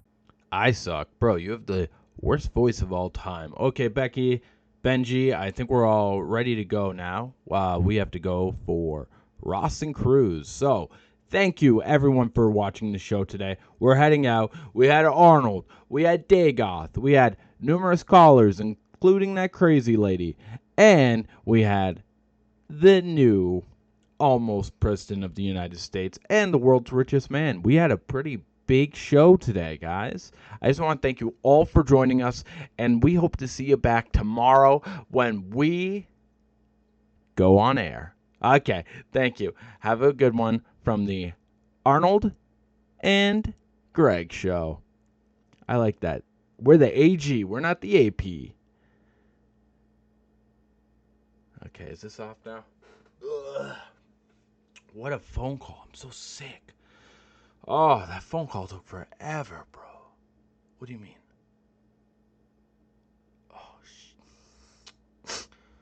I was just kidding, guys. That was a joke. That was a joke. Have a good one. Shut the mics off, Benji. Jesus.